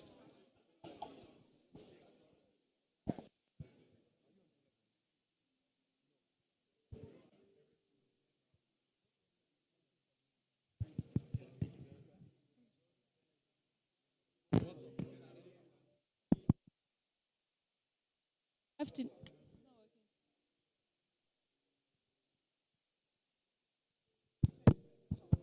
Good afternoon, everyone.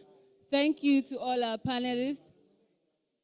So we'll be having our lunch break now, but after the lunch break, we have an engaging panelist session titled Managing the Non-Technical Risks in the Energy Sector.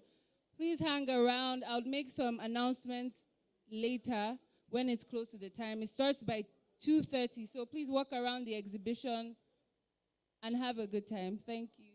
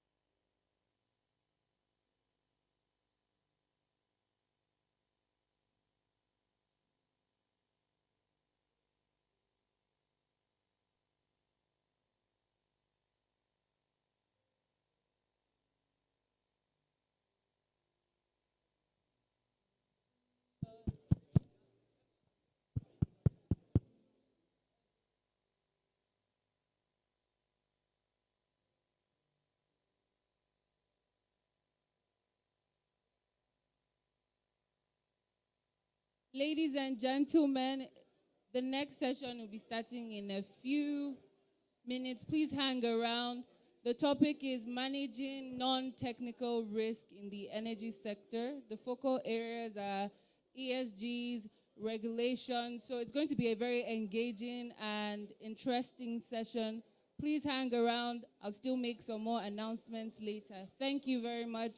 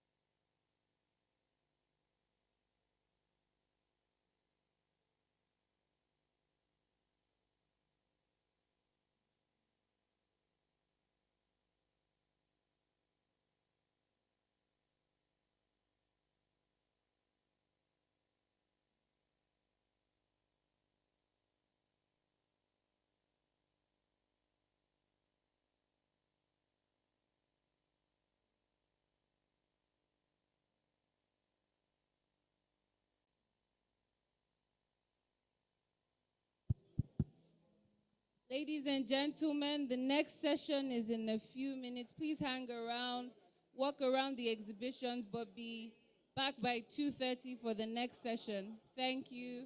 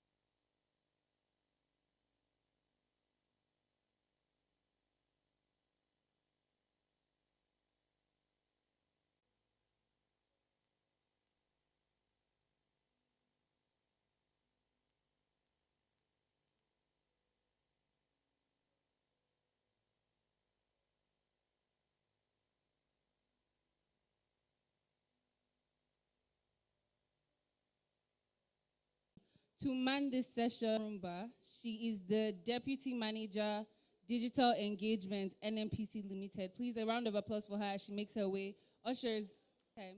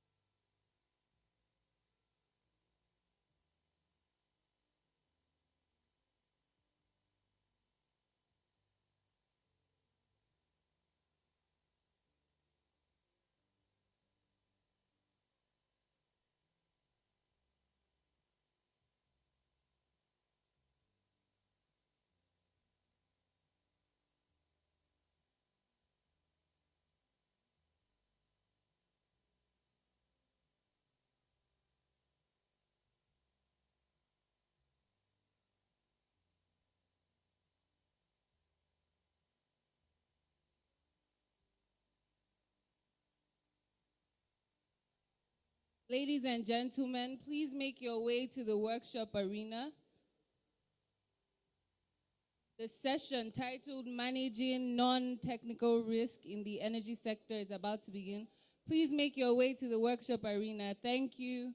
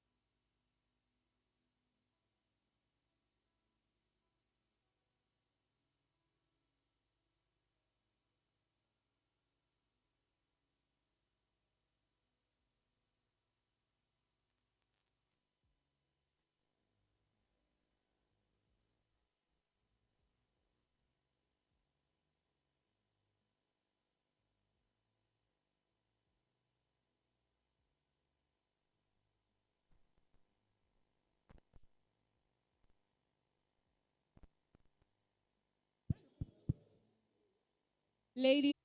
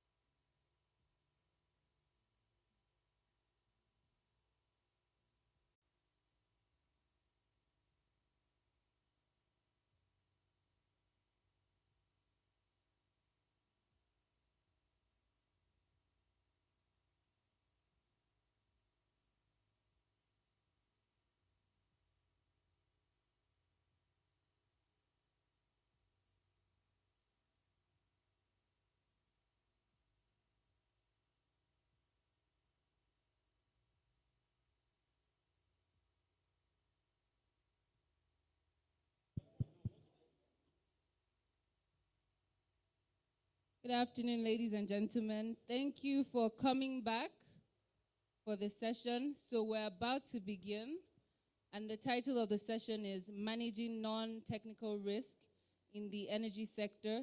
The areas of focus are regulatory issues, ESGs, public relations and communications, health, safety, environment, and security. So the panelists are going to discuss the critical role they play in the sustainability in the energy sector. So to man this section, I'll be reintroducing our able moderator, Miss Blossom Ozorumba. She is the Deputy Manager, Digital Engagement, NNPC Limited. Please clap for her as she gets to the stage. Please keep clapping since she gets to her seat. And then I'll hand over the microphone to her to introduce the speakers. Thank you. And to get right into the nick of things. How does it feel to be back from lunch? Yeah, sessions after lunch are not a very great experience, though, especially if you've gone to eat pounded yam. All right, so we'll just get right into it. As our able compare had said, for this particular session, we'll be talking about managing non-technical risks, and we'll be looking at it from different spheres. Regulatory would have a powerhouse, to take us through that. Not just theory, but from a practice-based perspective. And of course, would also look at the ESGs, and as much as we have. So without taking much more of your time, please help me welcome Dr. Wisdom Enang, who is the Chief Technical Officer, Z Engineering Services Limited. Let's give him a round of applause, please. Joining for West Africa, SLB. Thank you very much. I would ask someone to please help me with the bag there. So we'll just put it beside Dr. Wisdom. And then to join us as well, we have Dr. Victor Ekpeyong, who is the Managing Director and the Chief Executive. And what we think that the revenue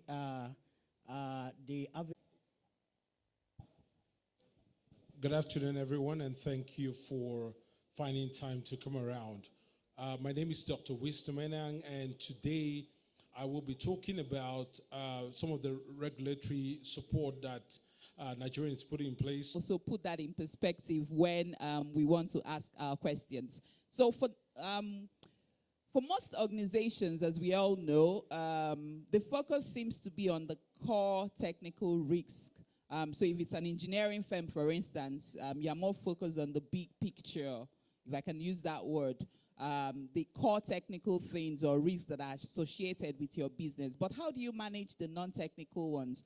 When we say non-technical, we are looking at the environment, the social, even the political as well. The whole sphere of your stake. No matter how ready you are to tackle any of your stake, no matter how ready you are to tackle any other challenge or any other risk, they will come to bite you. We'll have a lot of examples. And because we have people that are actually practical based in doing this thing, so it is a good opportunity for us to hear from them. So I'm going to start with Mr. Keside, and I would love to ask, in 2022, your company rebranded from Schlumberger, which we all know, to SLB. And in doing that, I would want to confirm. Can you help him with his microphone? Maybe you can give another one. All right. So in the course of that restructuring and rebranding, what does that mean for mitigating environmental, social development, and community health and safety risks for your operations, especially within the energy sector? Thanks for that question, Blossom. So yes, you're right. In 2022, Schlumberger went through a global rebrand and we became SLB. And we moved our position from being an oil and gas servicing company to a global technology company. Now, at the center of this rebrand is to answer to, a very important question on how do we balance? How do we create some sort of balance? So how do we create access to energy for the benefit of humanity, and how do we also decarbonize at the same time? So we looked at it and we said, okay, this is a great challenge, but because of we've been in existence almost a century, we're about 98 years this year, and we've pioneered so many industries, so many oil and gas energy industries across the world. And we then positioned ourselves, we took on that challenge to say, okay, we're going to help the world to decarbonize, and we're going to use technology, right? But what does that mean? It means that we had to define a purpose, and our purpose then became for a balanced planet. We were trying to achieve some kind of balance. So what this means is that we've looked at the whole industry and we've seen, okay, what is the fact of the industry's existence? It's that we need oil and gas, but at the same time we need to decarbonize, and at the same time we need digital, and at the same time we need to pay attention to all of the SDGs. How do we create some semblance of balance amidst this puzzle? And so we said, okay, it's through collaboration. And it's also by creating some kind of priority So for us, sustainability then became, and that's where I come in with sustainability. Sustainability then became an essential ingredient to achieve all of these things. Now, we cannot completely run away from oil and gas, but how do we operate in that space in a manner that reduces our carbon footprint? And that's one of the questions that we're trying to answer with this rebrand. The second is, how do we also make sure that the communities where we live and work are also, well taken care of? How do we support human rights? How do we make sure that our employees are aware of what the world needs and how they come into that conversation? So it's been, it's largely around that. SLB became a very digital brand. We're very strategic. We identified the problem, we've created a strategy, and now we're implementing it for the next 100 years. Thank you very much. Please, let's give him a round of applause. And if you don't know, because he's talking about rebranding, you can see him wearing blue over there. Anyone knows why he's wearing blue? Anybody? Blossom, that was our secret now. No, just tell me. Why do you think he's wearing blue? 5,000 available for anybody can tell me. Anyone? Please give the microphone now. Let's win this 5K. Nobody knows? I will answer it myself. Oh, please give her the microphone. Give her the microphone. If I answer it myself, I'll win the money myself. Why is he wearing blue? Tell us your name and the answer in 1 minute. Hello, everyone. My name is Yerwang Shambo. Okay. I think it's because the color of his company is blue. Oh, amazing. Let's give her a round of applause. So that's actually one of their brand elements, right? I think it might be a coincidence, but I put it to you that it is not a coincidence. Let's give him a round of applause. And, of course, thank her for winning 5K. All right. So thank you so much, Kesida, for that. So I actually love what you talked about, how your operational areas, that will be the areas that you operate in, your host communities and all that. So I will then take that to Dr. Victor Ekpeyong. Dr. Victor, your company, you operate a lot in the Niger Delta region. So I would want to confirm, could you specify the specific challenges affecting not just your organization, but the oil and gas regards to health, safety, security, and environment? The floor is yours, sir. Thank you. Thank you very much. Everybody knows that Niger Delta as a zone or as a region is one of the regions that power Nigeria economy when it comes to oil and gas. We're also security breaches, and in terms of harvesting of some national asset. Our company is leading on a front row to see how to recover production into Nigeria economy. And we are constantly being faced with these challenges that are bringing our economy into the position that we are seeing ourselves now. Nigeria is not a poor country. Nigeria is a rich country. But we intentionally sometimes sabotage our resources and make ourselves poor. If you join me yourself, are these things done by Nigerians? Are they Nigerians or foreigners? Because sometimes you see that blow out and we restore that well under control. And not just restoring that well under control, we help in just oil theft. And you can't do oil theft without vandalizing what? National asset. Oil pipelines, wellhead and accessories, and all the equipment that we're supposed to use to produce oil to me. That is a problem. You go in, you see the ecosystem, the fishes are dying, farmers can't plant anymore, and these are the problems. Presently now, Madam Blossom, swam, and we Nigerians will pull the pipeline out of its place and be selling peanuts. And to you shortly, because it's one thing to point out at problem. To hydrogen and renewables. That's the roadmap. And when you hear the concept of bridge fuel, you're simply hearing the concept that The next question is, in all this, what does renewables do? And to understand that, we would have to put our energy paradigm in Nigeria. We're still experiencing energy poverty to a large extent. And that's because when you look at electrification, for example, there is the central grid. But the thing is, how many people can access that central grid? And this is the question. And the answer is, okay, what can we do? And this is when people talk about renewables. Are they trying to compete, or are they complementing with the gas, which is... And my answer is that they're complementing, because if you have a central grid and you can things like the Rural Electrification Agency that are meant to deepen the participation, you're also having things like the federal government trying to get some feed-in tariffs to attract investments to that sector. The mandating the Ministry of Finance to put in some fiscal incentives to create the competitive value, attractive value offer to get renewables in there. You're also having, the federal government looking at how can we begin to domesticate some of these efforts. And I mean, from a textbook standpoint, I feel very excited because the Act itself has everything we need to start going.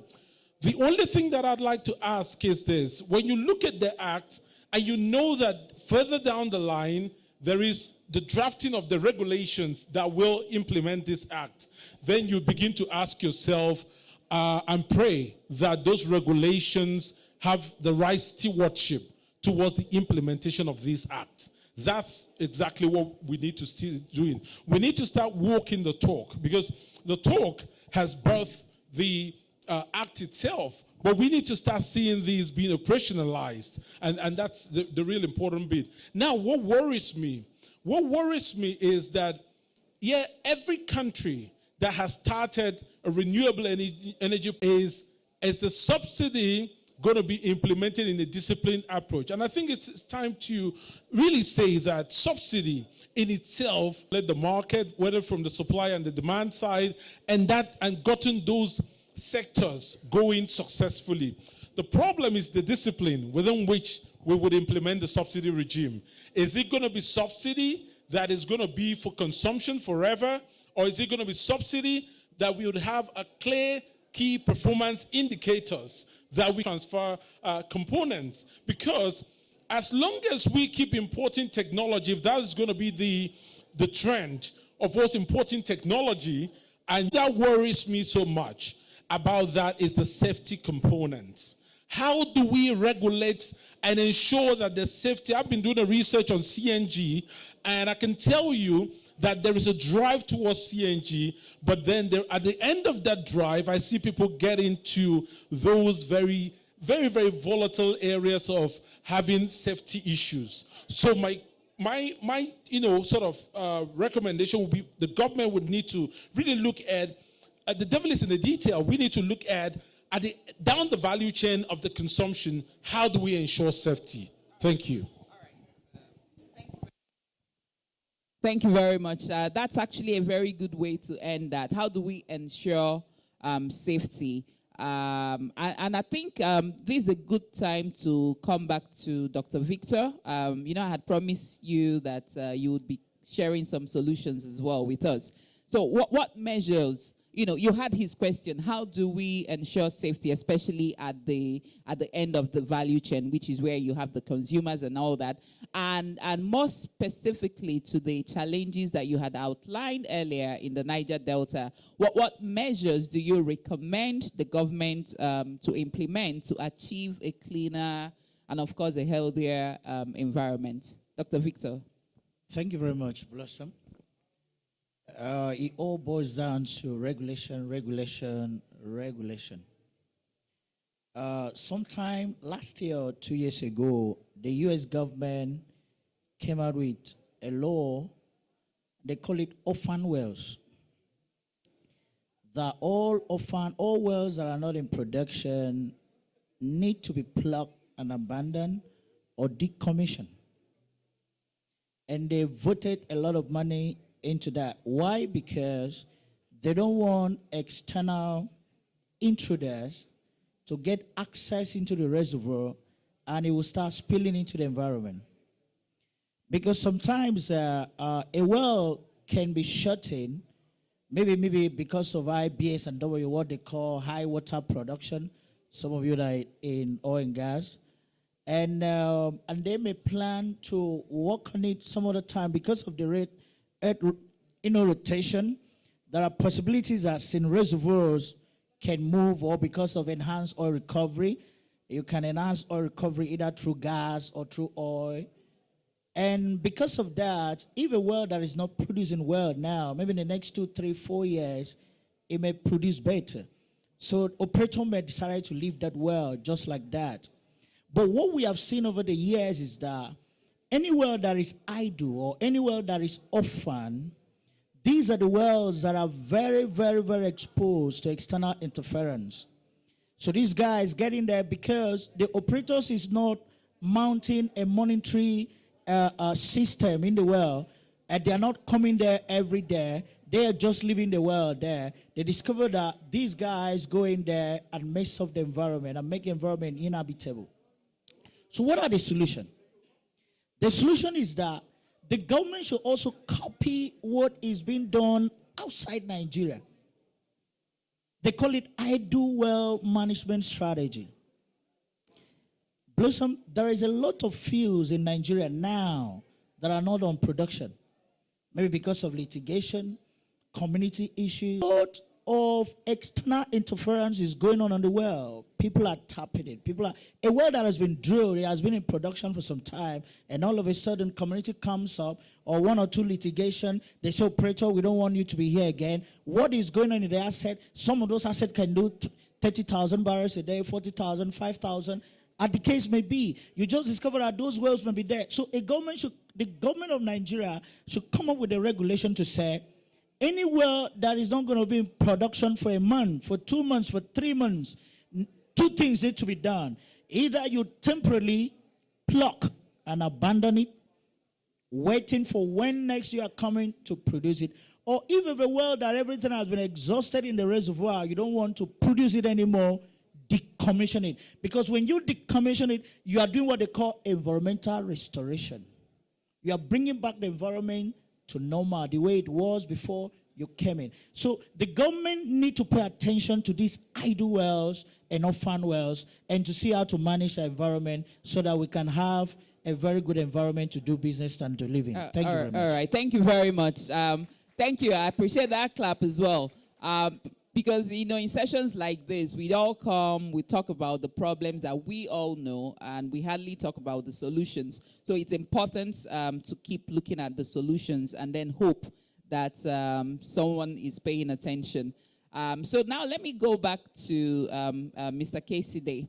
I really love, this is me speaking for myself now, I really love the digital first, tech first approach that SLB has consistently been known for. And I would want you to, using SLB now as a framework, tell us how can companies hold themselves accountable to the great challenge of climate action? Walk us through SLB's approach, and then how other companies can tap into that approach. Thanks for the question, Blossom. So I would respond to your question in 3 blocks. The first block would be to have a strategy, and at the center of your strategy, be honest about what you're trying to do, right? So if you are, I'll use SLB as an example. What we're trying to do, if you are familiar with the SLB curve, our logo, it was inspired by the carbon budget curve. So that is essentially the strategy. We're trying to decarbonize, to get to net zero by 2050, but beyond even 2050, get green. So have a strategy and be very honest about what you're trying to do. Then set objectives. That's the second way I would talk about companies, trying to make any kind of significant impact. Have your objectives, and if you're making your objectives, also make sure that they're achievable. It's very easy to talk a long game, but you have to be able to walk the talk as well. And the third would be to report. I think those 3 things would help companies to hold themselves accountable. form your strategy, let it be clear, get alignment from your stakeholders, then have your objectives. Set very clear objectives, give yourself a timeline that is achievable, and then, just produce your result. Now, last week we released our 2023 sustainability report, and we are on track with everything that we promised when we were rebranding. So we're on track, for example, with people. Now, we all know that this is maybe the only balanced audience I'm seeing, but our industry is not balanced in terms of gender. Yes, we don't have women, and it could be multiple things. It could be, women cannot go to the week, etc. It could also be that we're not making space for women to exist in our companies. So with us, we realized it, and we gave ourselves a target to hire 25%, to have a 25% of our paid salaried employees as women by 2025. Now, I remember the first time I came into that realization, I thought, but 25 is not enough now. We need 50-50. But that's the point that you would always need to, I would advise companies to always pay attention to, do what is achievable. Because with our report now, we are 24.6. So we're quite on track, and by next year, by 2025, we're meeting our target of 25%. And then after that, you have another milestone. You have another milestone that you can target. Again, if you look at the emissions Scope 1 and Scope 2, our target 2 is very clear. We have improved on our target in Scope 1 and Scope 2 by 15%, and our Scope 3 by 13%. So it's incremental. We're not going to wave a magical wand and everything, changes. But have a strategy, have very clear objectives, get buy-in from your stakeholders. Again, using SLB as a case study, what we've done is, when we made this bold declaration that we are a digital company now driving energy innovation for a balanced planet, we knew what was at stake. We knew that people were going to look at us and people are going to hold us accountable. And part of what we did was to get buy-in from all our employees. So it's great to have buy-ins from stakeholders, but employees as well. So something like that is making some trainings mandatory. The employees need to understand the reason behind it. It's not just the people who are front-facing or customer-facing that need to understand why global climate action is important.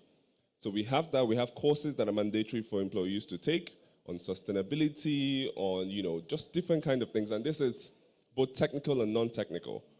So that way you're expanding that strategy. You're implicating everyone into this common goal. We've discontinued single-use items in our offices as well. So we implemented this thing we call Blue Flex, which is essentially mandating 2 days off and work from home every week. Because what we've realized is that if our employees are able to work from home, then their carbon footprint is also reducing, which we can also use as a report on how we are driving a balanced planet. So just have that clear strategy, implicate everyone. It's not just the regulators, it's not just the government, it's how are your employees also aware that little things contribute to this big picture. So I think I'll stop there. Holding the microphone. Thank you very much. Please, let's celebrate SLB.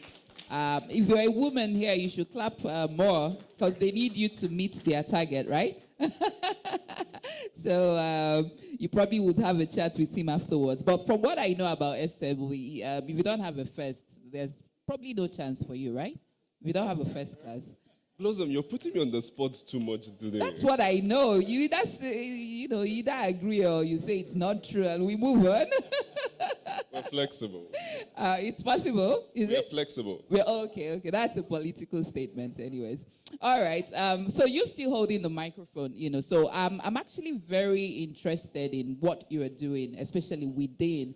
But then, what of outside of the organization in terms of how you relate with your clients and all that? How are you encouraging them to also take similar actions, especially with the kind of products that you have available for them to sign up to or embrace and stuff?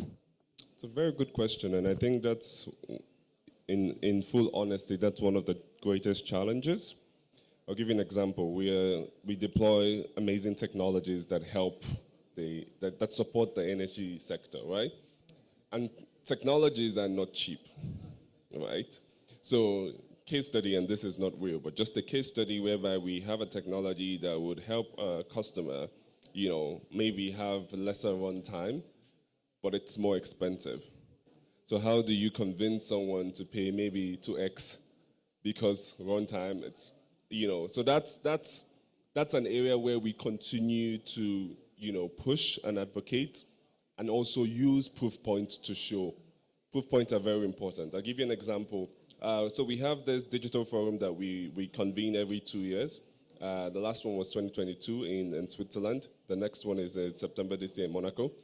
And essentially what we do is that we convene all of the stakeholders, customers, regulators, XYZ, into a forum and we discuss. And what we found is that we have a lot of customers who sometimes are more adaptable to our technologies, come and tell us that, oh yeah, this technology helped us reduce, made us more efficient by XYZ percent, and so on and so forth. So what we do then is that when we invite the less flexible clients to these sort of forums and show them proof points, case studies. Like I said, it's important to have strategies, but also you should also able to show your working, as they call it. So we do that with our customers by saying, okay, here's a testimonial. You're hearing straight from the customer's mouth. This is what this tool has helped you with, and that's one element of that. Now, on the second element, in terms of our suppliers, because again, I said, you look at the full ecosystem, end to end. We make sure that our suppliers go through a lot of auditing, because we are also audited by our clients as well. So we also return that favor to make sure that everyone is clear on what is expected of them, where do they lie, are they compliant on all fronts, etc. So that's one. And then another way that we, and this is something that we've done since the beginning of time and we continue to do, is R&D. So we believe that the future is embedded in innovation. We always have to innovate ourselves, as individuals, as companies, etc. So we continue to invest very heavily in R&D because we found that there's so much that is unknown, right? And part of how you navigate the world of unknown is through knowledge. So we continue to do that. We continue to make sure that we're collaborating with people as well. Last year, we launched this program called N.I.E.S with NCDMB, where we gave some students from 3 universities in Nigeria opportunity to use our data, our technology. So by that way, we're also giving more access to people to understand, to learn, and then there's a trifactor effect in the sense that they are also then going out and cascading the information and so on and so forth. All right, thank you so much. Please, I think he deserves a round of applause. Thank you so much. We're slowly coming to the end of the session, but please, your questions, I know they are burning. Keep them, and we will definitely give you an opportunity to share that. So I would ask Dr. Wisdom now, what is your assessment of the potential regulatory risks within the energy sector, and what should be the approach to be able to basically manage this risk? Okay, for me, one of the biggest risks that I would have is, as I said before, lack of standardization and get a hand on the safety aspect of things.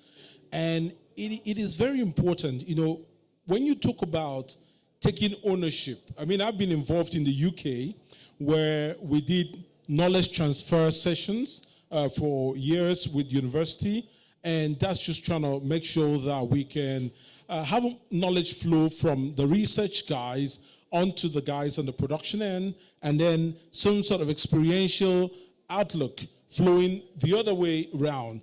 And it's very important. So I think to do that, we would need to have regulations that really deepen research and development. It's very key.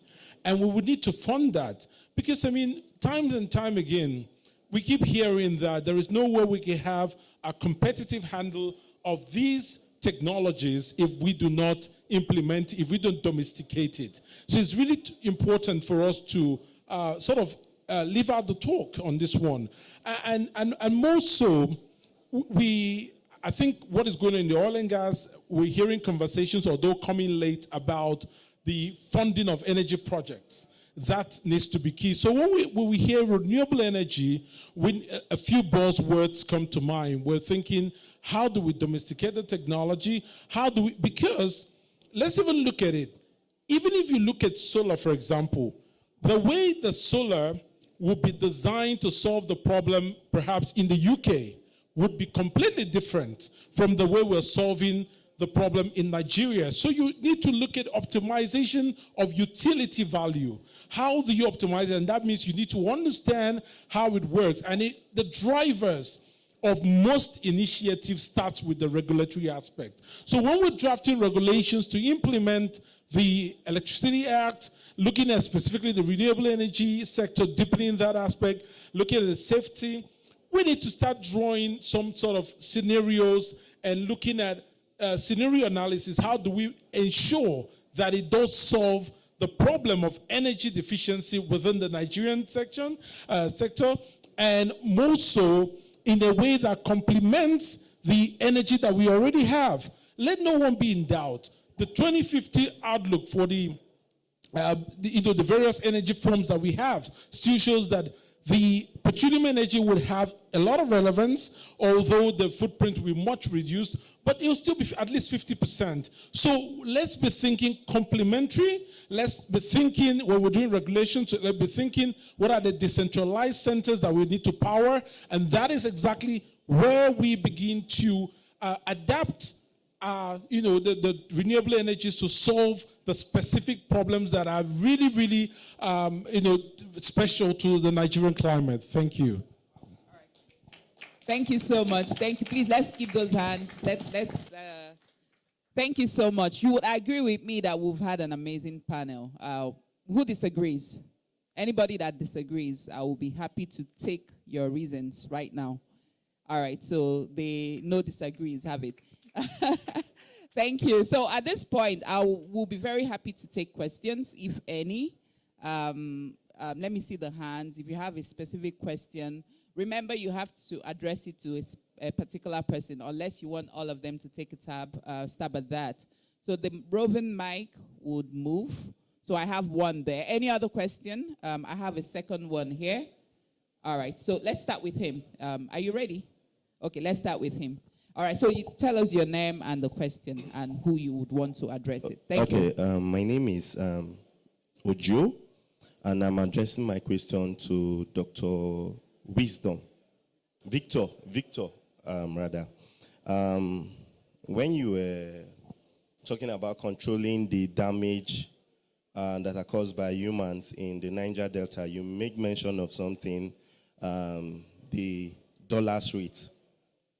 You made mention of that. And now there was a statistics from someone the other day on N.I.E.S television that the reason why Nigeria currently is having this hike in dollars exchange rate is due to some various economic negligence. But then again, he was driving it to the point of oil and gas, where about how many billions of dollars are being taken out of the economy every year through oil theft. And such money, if such money are being able to manage and are being put back into the system, this hike in dollars rate won't be so. So I want to ask again. Now, it was a very good idea you made there that every oil that is not functional should be decommissioned. Yes, decommissioned. Another question I want to ask, what are you people putting in place? Because you said your company was able to control one set at a time. What are you people putting in place first? Since we don't have that system of decommissioning oil wells, what are the systems or the structures the oil guys that are already in place putting to ensure that they reduce oil theft and cope the vandalization of those oil assets and every other thing? What are the systems being put in place? Thank you very much. Question number one is about the economy of Nigeria, where I made mention of unbalanced trade. For example, any balanced economy has to do with balanced trade. We have trade deficit. What I mean by trade deficit is that as a country, there is nothing we're exporting apart from oil. And when you don't have the oil to import, you're not making revenue. So as you are now, if you are not working, you become poor because you don't have money. So any country that is not making revenue, that means that they don't have anything to sell, others to buy. So the only thing we have in Nigeria to sell is oil.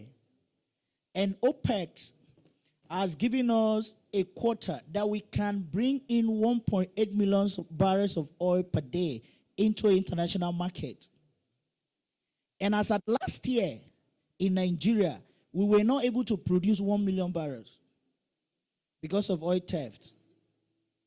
And because of that, if we are to bring in 1.8, a calculation in terms of multiplication, that $70 or 77 or 75 multiplied by 1.8 million, you know how much Nigeria will do what? Will make. But when Nigeria is not able to sell or to bring out what they got and put it there in the international market, they don't make money. The money the country has what?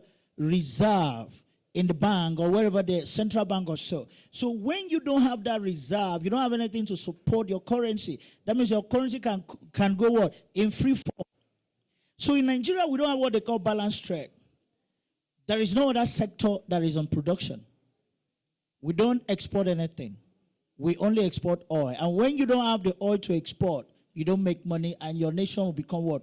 Poor. That is what we are facing in Nigeria today. What we are facing in Nigeria is a self-made issue. We are the one that is what? Inflicting ourselves with the pains, not anyone. Number 2 question talks about what are we doing as oil and gas operators or oil and gas service company. Let me talk about what we are doing with NNPC.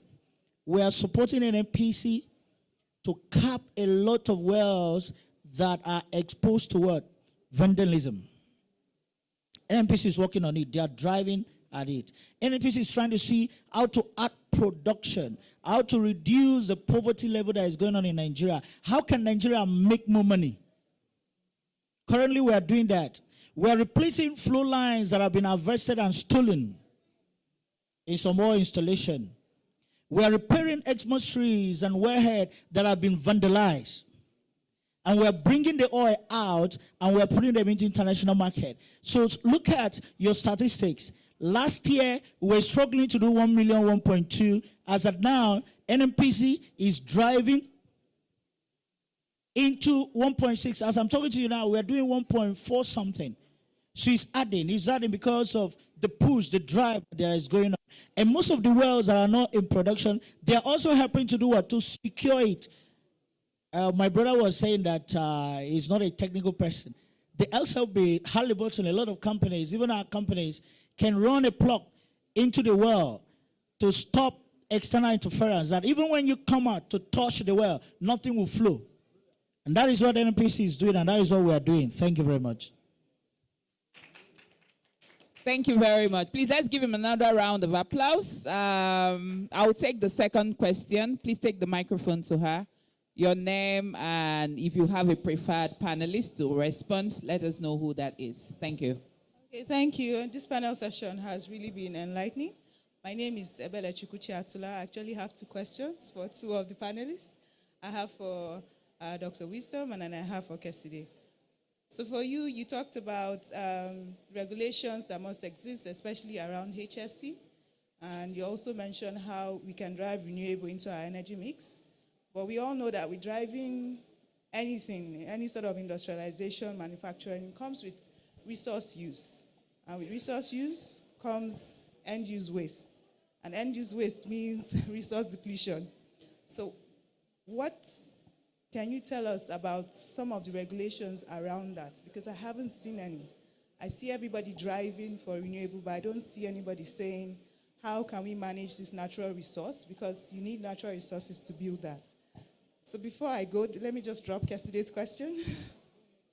I wanted to know, what are your thoughts around cross-industry collaboration for sustainability literacy?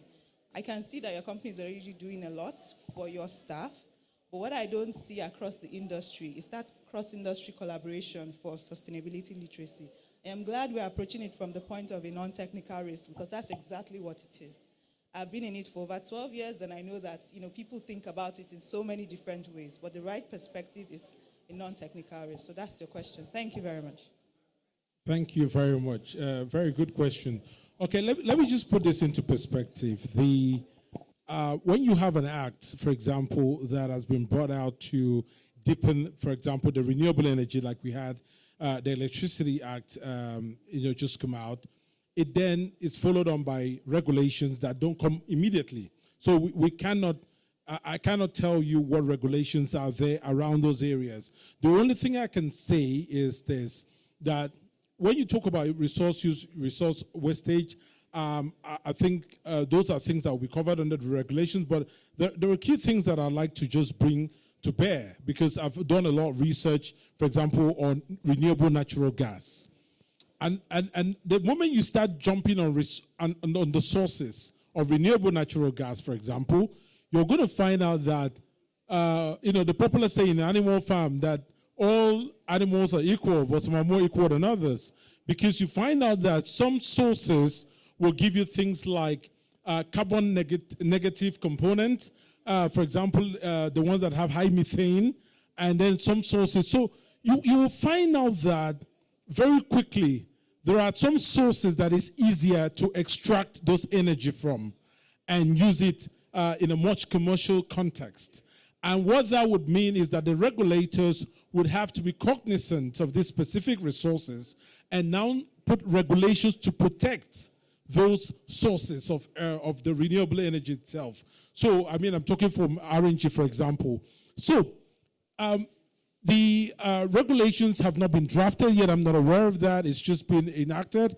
But what you would find is that there will be experiential components, lessons learned, including what you're saying, that would drive the terms that will be put on those regulations. And of course, the regulators will be on the outlook to make sure that if there were any frictional points that are impacting the market play, they will be able to tweak. That's what the regulations are meant to do, to be able to deepen the efforts that the Act is trying to implement and do so in a way that is adaptive and very practical. And I believe that will be captured. Thank you. All right, thank you so much. Please, let's give him a round of applause, and then we'll move to Casey Day for the one on sustainability literacy. Yes, and cross... ropes and trying to advocate and push for that kind of access. I'm not going to spend some time on that, but we've been supporting STEM for over almost 30 years. We have the SEED, that's SLB Excellence in Education Development. We have the Faculty for the Future, where we give women postgraduate funding to go and support, to go and get their PhD and all of that. But in terms of crossing, we haven't done a lot in that regard, but we've been, I'll speak for West Africa, which is the market that I look after. We've been exploring that. Like I said, last year we launched a program with NCDMB, fantastic impact. In Ghana as well, we work with an NGO to have this thing called STEM Fest. I thought it was very interesting that they've added A now to STEM. So it's like, what, STEAM Fest? So we had a STEAM Fest in Takoradi, which was very good, was very excellent, very exciting. And just looking forward, we are open to exploring how we can also continue to support it within the confines of our own strategy. Like I said, strategy is very, very important. And for us, when it comes to sustainability, we have three major pillars. We have people, we have climate action, and we have nature. So anything that we do would typically fall under any of these pillars. So it's something that we're looking forward to. Sometime this year, we're going to launch a STEM cafe in Port Harcourt. It's already in the project, in the works. We are using STEM cafe. I don't know if anyone is familiar with STEM cafe. Yeah. So that's part of the project that we have on the way to, again, show this cross-industry collaboration with STEM education at the center and at the core of it. So, we're looking forward to more. We're not doing a lot, but we're actively addressing that by these few points I've just shared. All right, thank you so much. I think we have room for maybe one more question. Two. Promise me to be straight to the question and, of course, straight to the response as well. So let's take him and then we take you, and that's the end. Sincere apologies. But when we are done, you could walk up to any of the panelists and then probably have another chat if you wish to. Good afternoon. Your name and your question. Okay, my name is Ilisomi. Good afternoon, panelists. I think I have two questions. For who and who? For Dr. Victor. Okay. And the second one can be shared between Dr. Epeyo and Mr. Kaside. Dr. Victor, sir, in terms of vandalism and sabotage on, infrastructure, oil and gas facilities, where are we? Are we moving ahead? Then, have we considered the use of AI and machine learning in securing all these facilities so that we don't continue to use a kinetic approach to solving this issue? And the second question is about renewable energy. I don't really know. Are we really progressing? Then what are the policies, or what is the policy concerning adoption, affordability, and there's another one I want to, and yes, accessibility, because we know that the chunk of the people that use, or the nearest people to the environment, are the people in the rural areas. All right. Can we make use of, bottom-up approach to reach them? All right. Thank you, sir. Great question. So, Dr. Victor, 1 minute if you can, and of course, renewable will come to you. Yes. And 1 minute as well, if you can. I will appreciate that. Thank you. Thank you for your question. In terms of progress, there is a lot of progress going on in the oil and gas. NNPC really pushing to make sure some of these things are being coped. There is a lot of security presence. If you were in the other side, you hear when the chairman said that, okay, since January this year, there has been a lot of security presence in the Nile Delta, which have coped a lot of things. And there is also a lot of collaboration going on between the host community and the government in terms of securing most of these national assets. So year before last or last same year, and Dr. N.I.E.S gave us a presentation in Accra about pipeline surveillance and what can be done to safeguard or to secure natural assets. I can tell you, there is a lot of innovation coming up on how this thing can be remotely monitored and remotely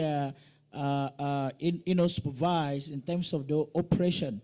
Some companies already adopted it. Some of the IOCs, they have some smart equipment that has been installed in the wells, and some pipelines that whenever there is external interference, there is going to be something like a sensor is working towards directly with the satellite. A lot of companies are having those interactions. So there is a way forward, and the country may not succeed automatically today, but I can tell you in the nearest future, the country will succeed in terms of oil thefts and equipment and asset vandalism. Thank you very much. All right, thank you so much. So, Dr. Wisdom, I will give you 45 seconds. He took 25 seconds from you.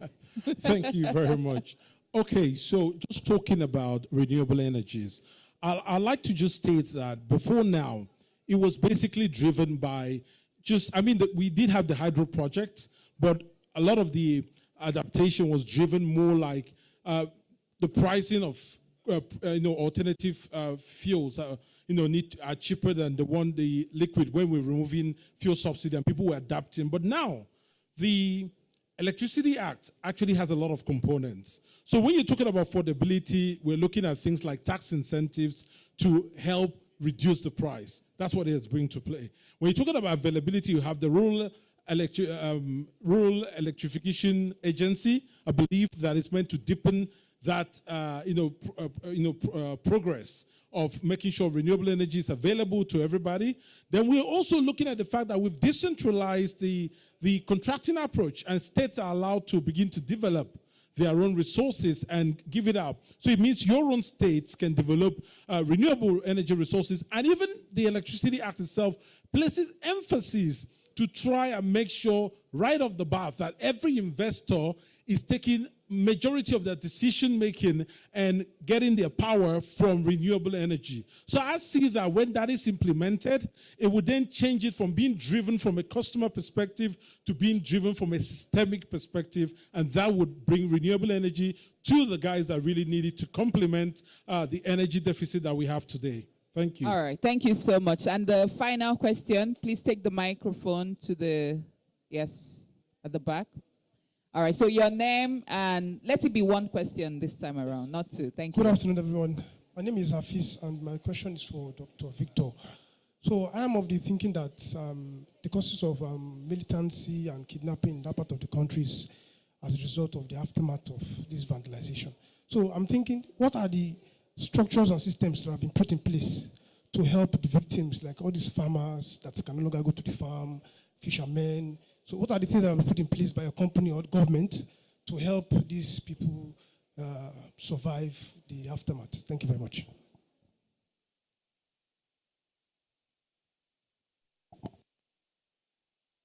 Thank you very much. It's not only the government, also the companies. The companies are doing a lot in terms of CSR. You can never say you have a sustainability progress without bringing in the CSR part of the business. So some of these big companies, they have a lot of CSR activities going on in their host communities. And the government is also doing a lot in terms of contracting most of these national asset monitorings and protection to the people that are closer to the asset, which you know what I'm saying. So there is a lot that is going on that the government is doing. But we as Nigerians also need to take responsibility that this asset belongs to all. The asset does not belong to the man that is at Aso Rock. Because the man that was at Aso Rock 4 years ago is no longer the man that is here. Now, the man that was in Aso Rock 4 years ago, has he gone with the national asset? No. The national asset belongs to everyone. Let me just give this a little bit story. Please, I don't want to take much time. I was going to Uganda 3 weeks ago. We landed in the airport, and they asked one, Nigerian, how many days are you staying here? He said, I'm going back by November. But they said, your visa said, 90 days. Come this way. He was detained. And why we passed? Why? Because that is not his country. Have you ever traveled outside the country and come back and the immigration officer asks you, how many days are you going to stay in Nigeria? No, because this is your country. You need to be patriotic first in terms of your national asset. You don't need to see something and you say, okay, let me vandalize it because of short-term benefit. So we need to know that if this asset keep on running, it's not just our benefit alone, it's the benefit of all the 200 and something million Nigerians that are also taking from this one sector that is feeding the whole country. So we need to be patriotic. We need to guard our national asset. Thank you very much. All right, thank you so much. Please, let's give them a round of applause. And this is a good time to say thank you very much to everyone seated in the room. And thank you also for listening to Dr. Wisdom Enang, who is the CTO of Z Engineering Services. And of course, Mr. Keside Anosike, the group head comms and sustainability for West Africa for SLB, and Dr. Victor Ekpeyong, the MD and CEO of Kenyon International. So we're drawing the curtain to a close at this point. I would want to invite the compere to continue. But could you do me a favor if you don't mind? Could you just stand for a second? Just stand. I'll stand with you, don't worry. No, you sit down, you sit down. Let's stand. Please, let's just give them a standing ovation. They have done so well. Thank you very much. Thank you. All right, you feel free to stand now if you want. Please, let's have a group photograph with the... Thank you, everyone, for attending the session. We'll be back again tomorrow for another insightful session. Thank you. At 10 a.m. tomorrow morning. Sorry. Thank you so much. And yes, you can speak to the panelists.